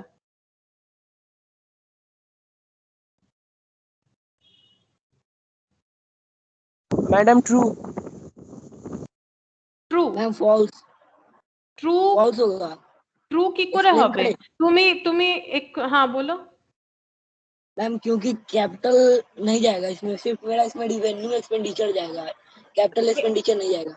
এক্ষুনি আমরা তো ইনকাম এক্সপেন্ডিচার অ্যাকাউন্ট বানালাম, এখানে কি আমি ফিক্সড অ্যাসেটের ডেটা লিখেছি? তাহলে তো আমি ফিক্সড অ্যাসেটটা এখানে লিখতে পারতাম। এই যে ফিক্সড অ্যাসেটটা কোথায় লেখা হয়? ফিক্সড অ্যাসেট কি এখানে লেখা হয়? ক্যাপিটাল মানে তো ফিক্সড অ্যাসেট, বা তোমার ফিক্সড অ্যাসেটের মধ্যে যা কিছু আছে, ক্যাপিটাল এক্সপেন্ডিচার যদি আমরা ফিক্সড অ্যাসেট কিনছি, ক্যাপিটাল রিসিপ্ট মানে এই যে ফান্ড গুলো পাচ্ছি, তো এগুলো কি আমরা ইনকাম এক্সপেন্ডিচারে লিখলাম? ভেবে দেখো, আমি তোমাকে তো বাংলাটা বলে দিলাম কি আছে। বোথ মানে দুটোই, the revenue and capital nature transaction are recorded in the income and expenditure. এক্ষুনি করেছি এই জিনিসটা। अच्छा, फोर्थ नंबर किससे पूछे?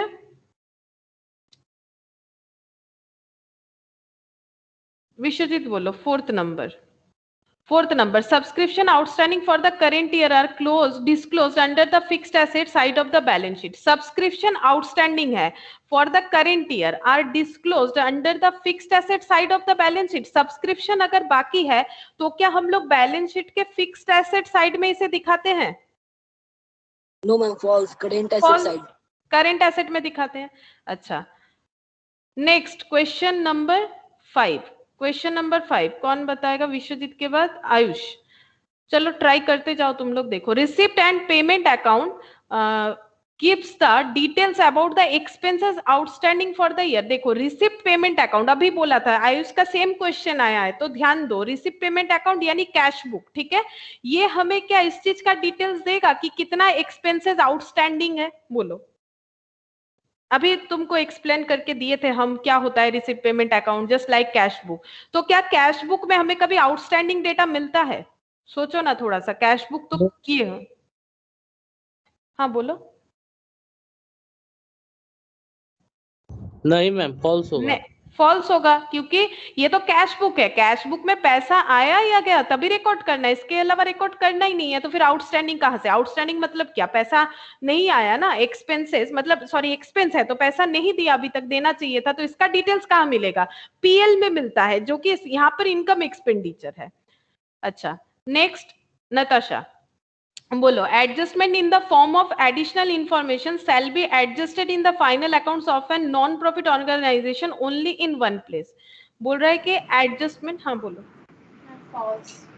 False, correct. एडजस्टमेंट जो भी है एडिशनल इंफॉर्मेशन में, वो हमेशा दो जगह एडजस्ट होता है। चाहे तुम लोग एनपीओ का फाइनल अकाउंट्स बनाओ, चाहे तुम लोग मैन्युफैक्चरिंग का फाइनल अकाउंट्स बनाओ, चाहे तुम लोग ट्रेडिंग का फाइनल अकाउंट्स बनाओ, वो हमेशा दो जगह जाता है। जैसे डेप्रिसिएशन एक बार बैलेंस शीट से लेस होता है, अगर नीचे एडिशनल इंफॉर्मेशन में दिया हुआ है तो एक बार हम लोग का पीएल में जा सकता है या फिर इनकम एक्सपेंडिचर में, डिपेंड करेगा हम लोग कौन सा ऑर्गेनाइजेशन का अकाउंटिंग कर रहे हैं। Now so week tournament expenses incurred are more than the tournament fund. सुनो अच्छे तरीके से, टूर्नामेंट का फंड मिला था, टूर्नामेंट अरेंज होता है ना, तो उसके लिए तो एक फंड चाहिए होता है टूर्नामेंट को अरेंज करने के लिए, और टूर्नामेंट को फंड जो है उसमें से हम लोगों का जो एक्सपेंस है वो ज्यादा हो गया। फंड में था 1000 रुपया, हम लोग का खर्चा हुआ 1200, ऐसा कंडीशन है।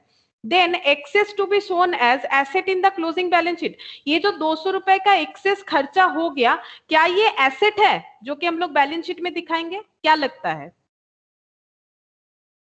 No ma'am, false. ফলস। এটা কোনোদিন অ্যাসেট হতে পারে কি? আমি যদি কিছু নাও জানি, আমি এটুকু তো বলতেই পারবো যে আমার কাছে 1000 টাকা ছিল, আমার খরচা 1200 টাকা হয়ে গেল, তাহলে 200 টাকা আমার কোনোদিনই অ্যাসেट होते पारे ना, कभी भी ये 200 रुपया मेरा एसेट नहीं होना चाहिए। इसके लिए मुझे अकाउंट्स पता होना जरूरी नहीं है। हाँ, अब ये पूछ रहा है बैलेंस शीट, जिन लोग को मतलब कॉमर्स का नॉलेज नहीं होगा फिर उन लोग के लिए थोड़ा बैलेंस शीट समझना अलग हो जाता है, लेकिन ऐसा बात नहीं है कि हम लोग यहाँ से आंसर नहीं दे सकते हैं, तो ये फॉल्स होगा। ठीक है, ये कभी भी हमारा क्लोजिंग बैलेंस शीट में एज ए एसेट तो अपीयर नहीं कर सकता है। नेक्स्ट विश्वजीत बोलो। For an non profit organization, Vishwajeet ने, किसका टर्न है? आयुष का टर्न है, नहीं विश्वजीत का टर्न है, सॉरी विश्वजीत का टर्न है। For an non profit organization excess of income over expenditure, excess of income, income ज्यादा हो गया खर्चे से, in the income expenditure account is termed as profit. अगर हमारा इनकम एक्सपेंडिचर से ज्यादा प्लस, क्योंकि एनपीओ है। हाँ, क्योंकि एनपीओ है।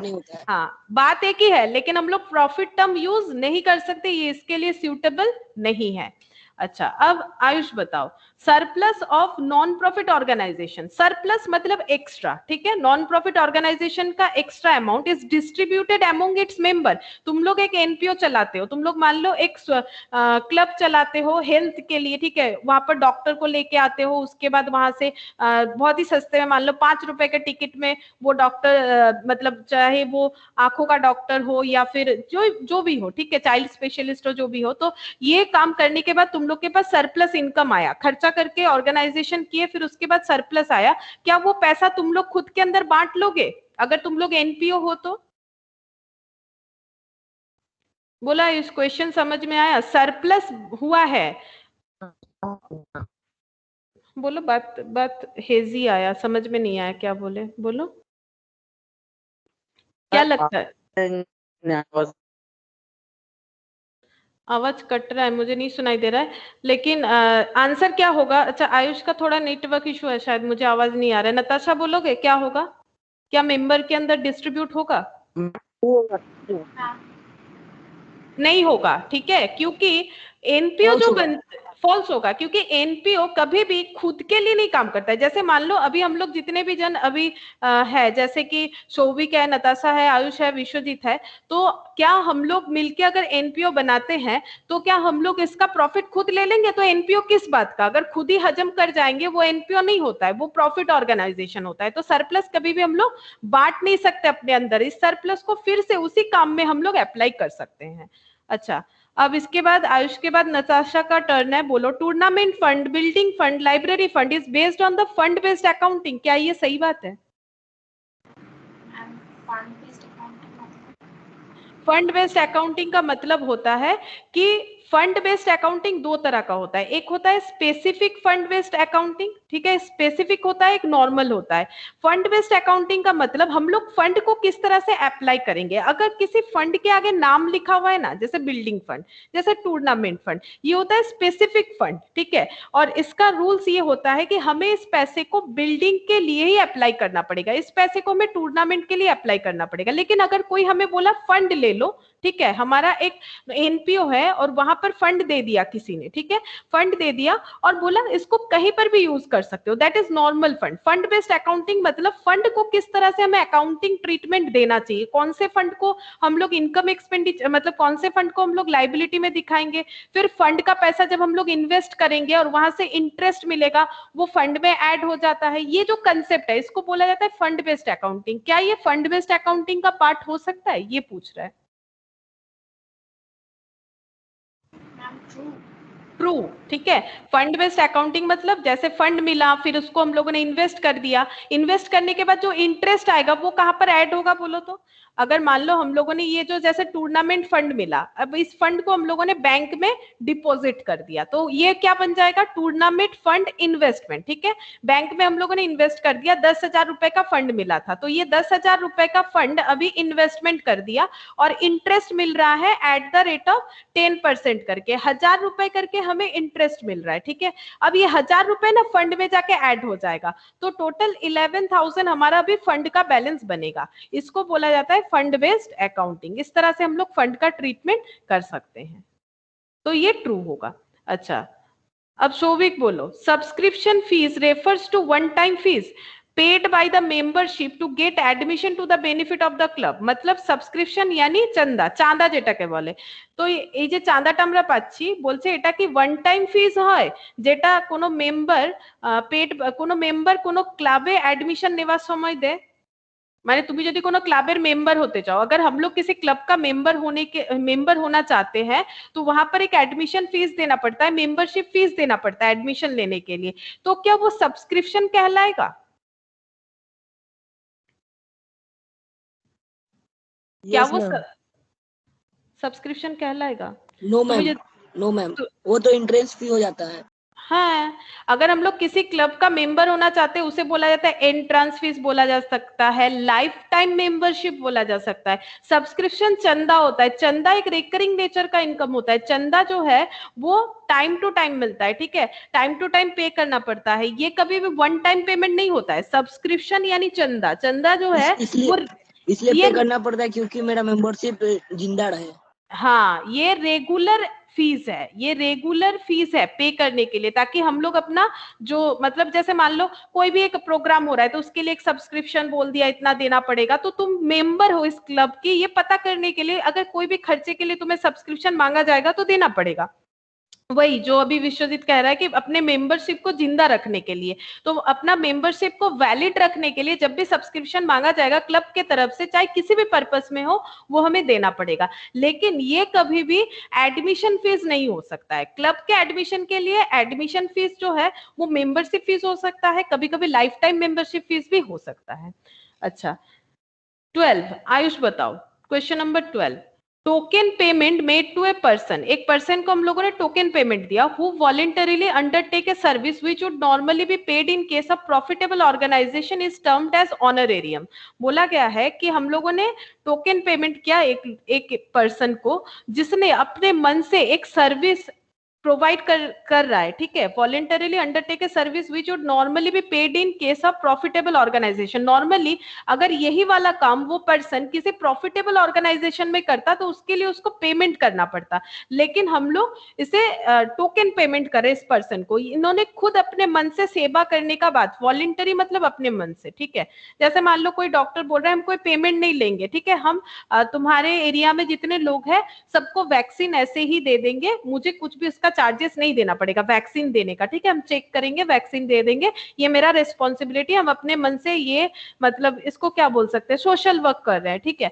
तो क्या इसको ऑनरेरियम बोल सकते हैं? अगर हमें उनको सम्मान के लिए अगर कुछ पेमेंट कर रहे हैं तो उसको क्या बोला जाता है? क्योंकि उन्होंने वॉलंटरीली इतना काम किया तो हम लोग उनको सैलरी वगैरह नहीं देके छोटा नहीं करना चाहते, उनको हम सम्मान से कुछ देना चाहते, तो उसको क्या बोला जाता है? ऑनरेरियम। इज इट करेक्ट और नॉट?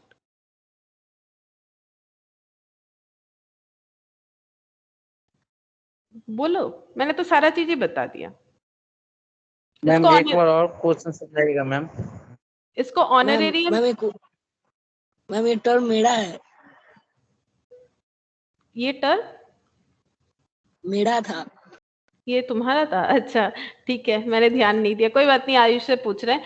क्वेश्चन ये है कि अगर मान लो हम लोग किसी को मतलब सम्मान से कुछ पेमेंट करते हैं, उसको पेमेंट नहीं बोला जाता, उसको ऑनरेरियम बोला जाता है। किसी ने मान लो फ्री में कोई सर्विस दिया इन ऑर्गेनाइजेशन में, उसने पैसा नहीं लिया, वॉलंटरीली अपने मन से आके वो काम कर दिया, सर्विस दे दिया, हम लोग कभी कभी उनको सम्मान के लिए ऑनरेरियम दे सकते हैं, मतलब कुछ टोकन पेमेंट बोला जाता है इसको, ठीक है। इसको सैलरी नहीं बोलेंगे, वो हमारे एम्प्लॉय नहीं है कि हम उसको सैलरी देंगे, ठीक है, उनको हम लोग सम्मान से कुछ दे रहे हैं, ठीक है, मतलब गिफ्ट के तरह, तो इसको बोला जाता है ऑनरेरियम। इसका नाम ही होता है ऑनरेरियम, इंग्लिश में इसको ऑनरेरियम बोलते हैं, ऑनर के लिए, ठीक है। तो ये पॉइंट वैलिड था, ठीक है। तो विश्वजीत बता दो, तुम्हारा टर्म था। एन इंश्योरेंस कंपनी एक नॉन प्रॉफिट ऑर्गेनाइजेशन हो सकता है, कोई इंश्योरेंस कंपनी? नो मैम, वो प्रॉफिट ऑर्गेनाइजेशन होता है। नॉर्मली इन लोग का मोटो प्रॉफिट ही होता है। अच्छा, क्वेश्चन नंबर 14, नताशा बताओ। Part amount of entrance fees is to be capitalized shall be disclosed in the income and expenditure account. False. False, ठीक है। Part amount of entrance fees which is to be capitalized, अगर capitalized होगा वो income expenditure में थोड़ी दिखाएंगे। Entrance fees का एक पार्ट बोल रहा है कैपिटलाइज्ड हो रहा है, उसको इनकम एक्सपेंडिचर में थोड़ी दिखाना है। कैपिटलाइज्ड होगा तो कहाँ दिखाना चाहिए, बोलो, वो भी बता दो। कैपिटलाइज्ड होगा तो कहाँ? बैलेंस शीट में, लाइबिलिटी साइड में, करेक्ट। अच्छा, अब नताशा के बाद आई थिंक सोविक का टर्न है। चलो सोविक बोलो। Both the income and expenditure of the current and previous year are recorded in the income and expenditure account. Income और एक्सपेंडिचर जो भी हो रहा है एक एनपीओ में, ठीक है, वो चाहे करंट ईयर का हो चाहे प्रीवियस ईयर का हो, मतलब चाहे वो 2021 का हो चाहे वो 2020 हो, करंट ईयर तो ये वाला है, क्या ये दोनों ही इनकम एक्सपेंडिचर में रिकॉर्ड हो जाता है, प्रीवियस ईयर का और करंट ईयर का, या फिर नहीं होता है? बोलो। কোয়েশ্চেনটা বুঝতে পারলে? কোয়েশ্চেনটা বলছে হ্যাঁ বলো। ফলস হবে, ফলস হবে, কারণ এটা তো পিএল এর মতো, মানে বসায় না। হ্যাঁ কখনোই বসায় না, ওটা रिसीव पेमेंट होले হয়। देखो ये इनकम एक्सपेंडिचर पीएल के तरह होता है, ये हमेशा करंट अकाउंट को लेके, करंट ईयर को लेके ही काम करेगा, ठीक है। अच्छा, अब विश्वजीत बोलो। Amount received as donation by a non profit organization under the will of a deceased person is termed as legacy. ये मैंने एक्सप्लेन भी किया था। अगर मान लो किसी ने अपना विल बना रखा है कि मेरे मरने के बाद मेरे ये प्रॉपर्टी इस ऑर्गेनाइजेशन को दे दीजिएगा, तो ये जो डोनेशन मिलता है उनके चले जाने के बाद जो डोनेशन मिलेगा उसका नाम लीगेसी है। क्या ये करेक्ट है? Yes ma'am, true. ट्रू, इसका नाम लीगेसी होता है।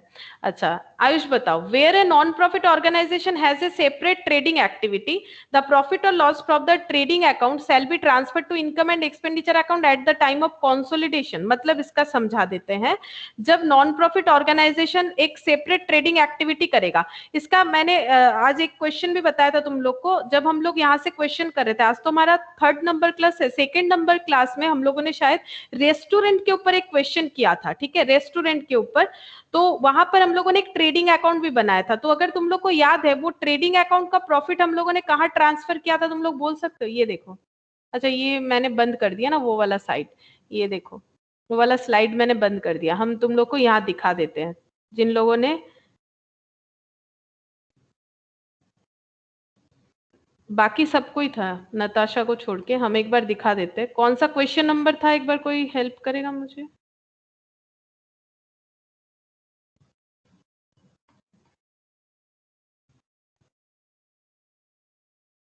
बता सकते हो कौन सा क्वेश्चन नंबर था?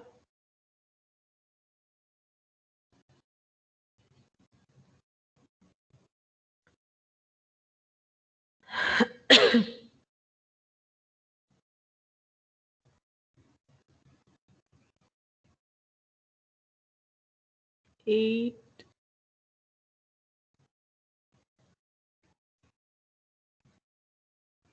तो प्रैक्टिकली दिखा देते, लेकिन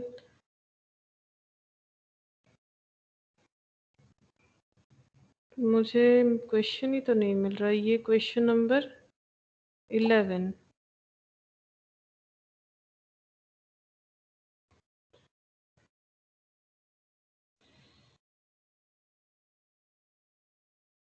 एक रेस्टोरेंट का क्वेश्चन तो था, मुझे जितना याद आ रहा है।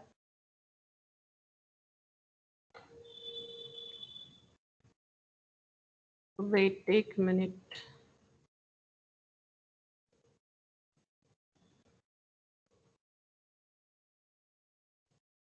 क्वेश्चन नंबर 3 बैलेंस शीट, ये सब तो नहीं होगा, इसके नीचे ही होना चाहिए।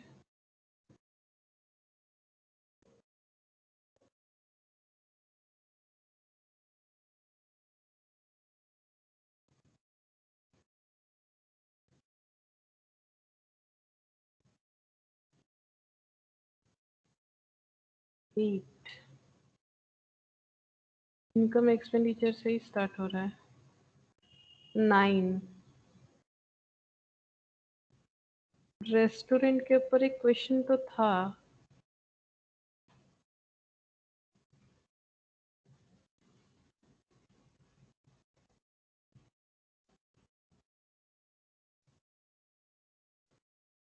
ठीक है छोड़ो, अभी यहाँ पर मुझे नहीं दिख रहा। शायद था, मुझे ऐसा लग रहा है, या फिर किसी और, क्योंकि इंटर में भी है, शायद उन लोगों का क्वेश्चन में था, मुझे याद तो नहीं आ रहा है। लेकिन आज भी हम लोगों ने ऐसा क्वेश्चन किया है। चलो मुझे ये भी याद आ गया, आज वाले क्वेश्चन से भी हम लोग इसका आंसर दे सकते हैं। तो क्वेश्चन ये चल रहा था कि where non profit organization is a separate trading activity. अगर हम लोग सेपरेट ट्रेडिंग एक्टिविटी करते हैं, जैसे ये देखो, ये जो मैंने वर्किंग नोट बनाया था ना, ये जस्ट एक ट्रेडिंग एक्टिविटी है। देखो, अगर तुम लोग इसको टी फॉर्मेट में करते, इसको अगर टी फॉर्मेट में करते तो टू ओपनिंग स्टॉक कितना लिख देते? 3 लाख, ठीक है। टू परचेस कितना लिख देते? 8 लाख। बाई सेल्स कितना लिख देते? 7,50,000, है ना। बाई क्लोजिंग स्टॉक कितना लिख देते? 1,25,500। तो तुम लोग का, और टू कंजम्पशन बोल के कितना हो जाता? टू कंजम्पशन बोल के 3 लाख, मतलब यूज, ये सेल, और यहाँ पर लिखना पड़ता, लेस करना पड़ता परचेस से, ड्रॉइंग्स बोल के, है ना। ड्रॉइंग्स बोल के 3 लाख लेस करना पड़ता। तो 8 लाख माइनस 3 लाख, इधर 5 लाख हो जाता, और इधर कितना? 1,25,500 और 7,50,000 कितना होगा? कितना हो रहा है? 8,75,000। और इधर कितना हो गया? इधर हो गया 8 लाख। तो माइनस 8 लाख कर दो तो 75,000 प्रॉफिट आ जाएगा। इसको तुम लोग चाहो तो टी शेप में भी कर सकते थे। ये देखो 75,000 प्रॉफिट।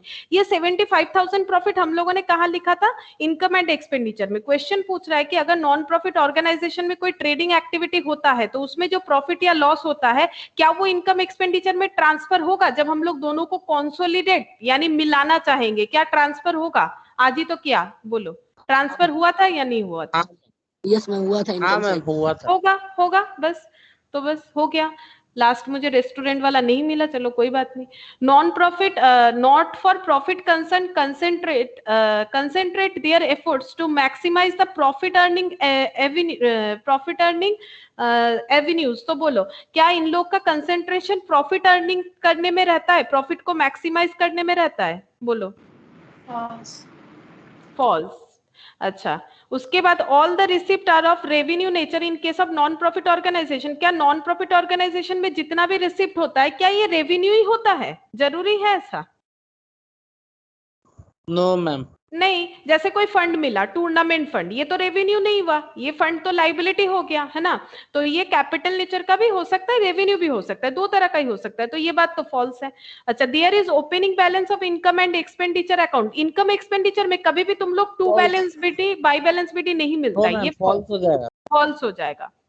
अच्छा, और यहाँ पर 5 ही क्वेश्चन है, चलो फटाफट पूछ लेते हैं। स्कॉलरशिप ग्रांटेड, जिसको बताना है बताओ, हम पूछेंगे नहीं, कौन बताएगा। Scholarship granted to student out of specific funds provided by government will be debited to. क्या बोला है देखो, स्कॉलरशिप मिला है स्टूडेंट लोगों को स्पेसिफिक फंड से जो गवर्नमेंट ने प्रोवाइड किया था, वो कहाँ डेबिट करना है। मतलब गवर्नमेंट ने हमें एक स्पेसिफिक फंड दिया था, मतलब स्पेशल फंड, ठीक है। स्पेसिफिक मतलब जिसपे नाम लिखा हुआ होना चाहिए, नाम यहाँ खैर बताया नहीं है, लेकिन यूज क्या है, स्कॉलरशिप को पे करने के लिए, तो स्कॉलरशिप के लिए दिया होगा स्पेसिफिक फंड, और हम लोगों ने वहां से एक स्टूडेंट को स्कॉलरशिप दे दिया। तो बोलो ये डेबिट कहां पर होगा? Income expenditure, scholarship account. हाँ, ये जो हमें फंड मिला ना, सपोज मान लो हमें स्कॉलरशिप फंड मिला था 1 लाख रुपए का, और हम लोगों ने स्कॉलरशिप दे दिया सपोज 20,000 का, तो ये डेबिट यहाँ पर होगा। तो लाइबिलिटी साइड में हम लोग स्कॉलरशिप फंड दिखाएंगे, जितना एक्सपेंस हुआ वो माइनस करके बाकी यहाँ पर बचा हुआ 80,000 दिखा देंगे। तो ये कहाँ पर जाना चाहिए, funds granted to scholarship account, यहाँ पर ये लेस हो जाना चाहिए, ठीक है। ये इनकम एक्सपेंडिचर में भी नहीं जाएगा, ये रिसिप्ट पेमेंट में भी नहीं जाएगा, और ये नन ऑफ द 3 भी आंसर नहीं होगा, ये सीधा उस फंड से लेस हो जाएगा।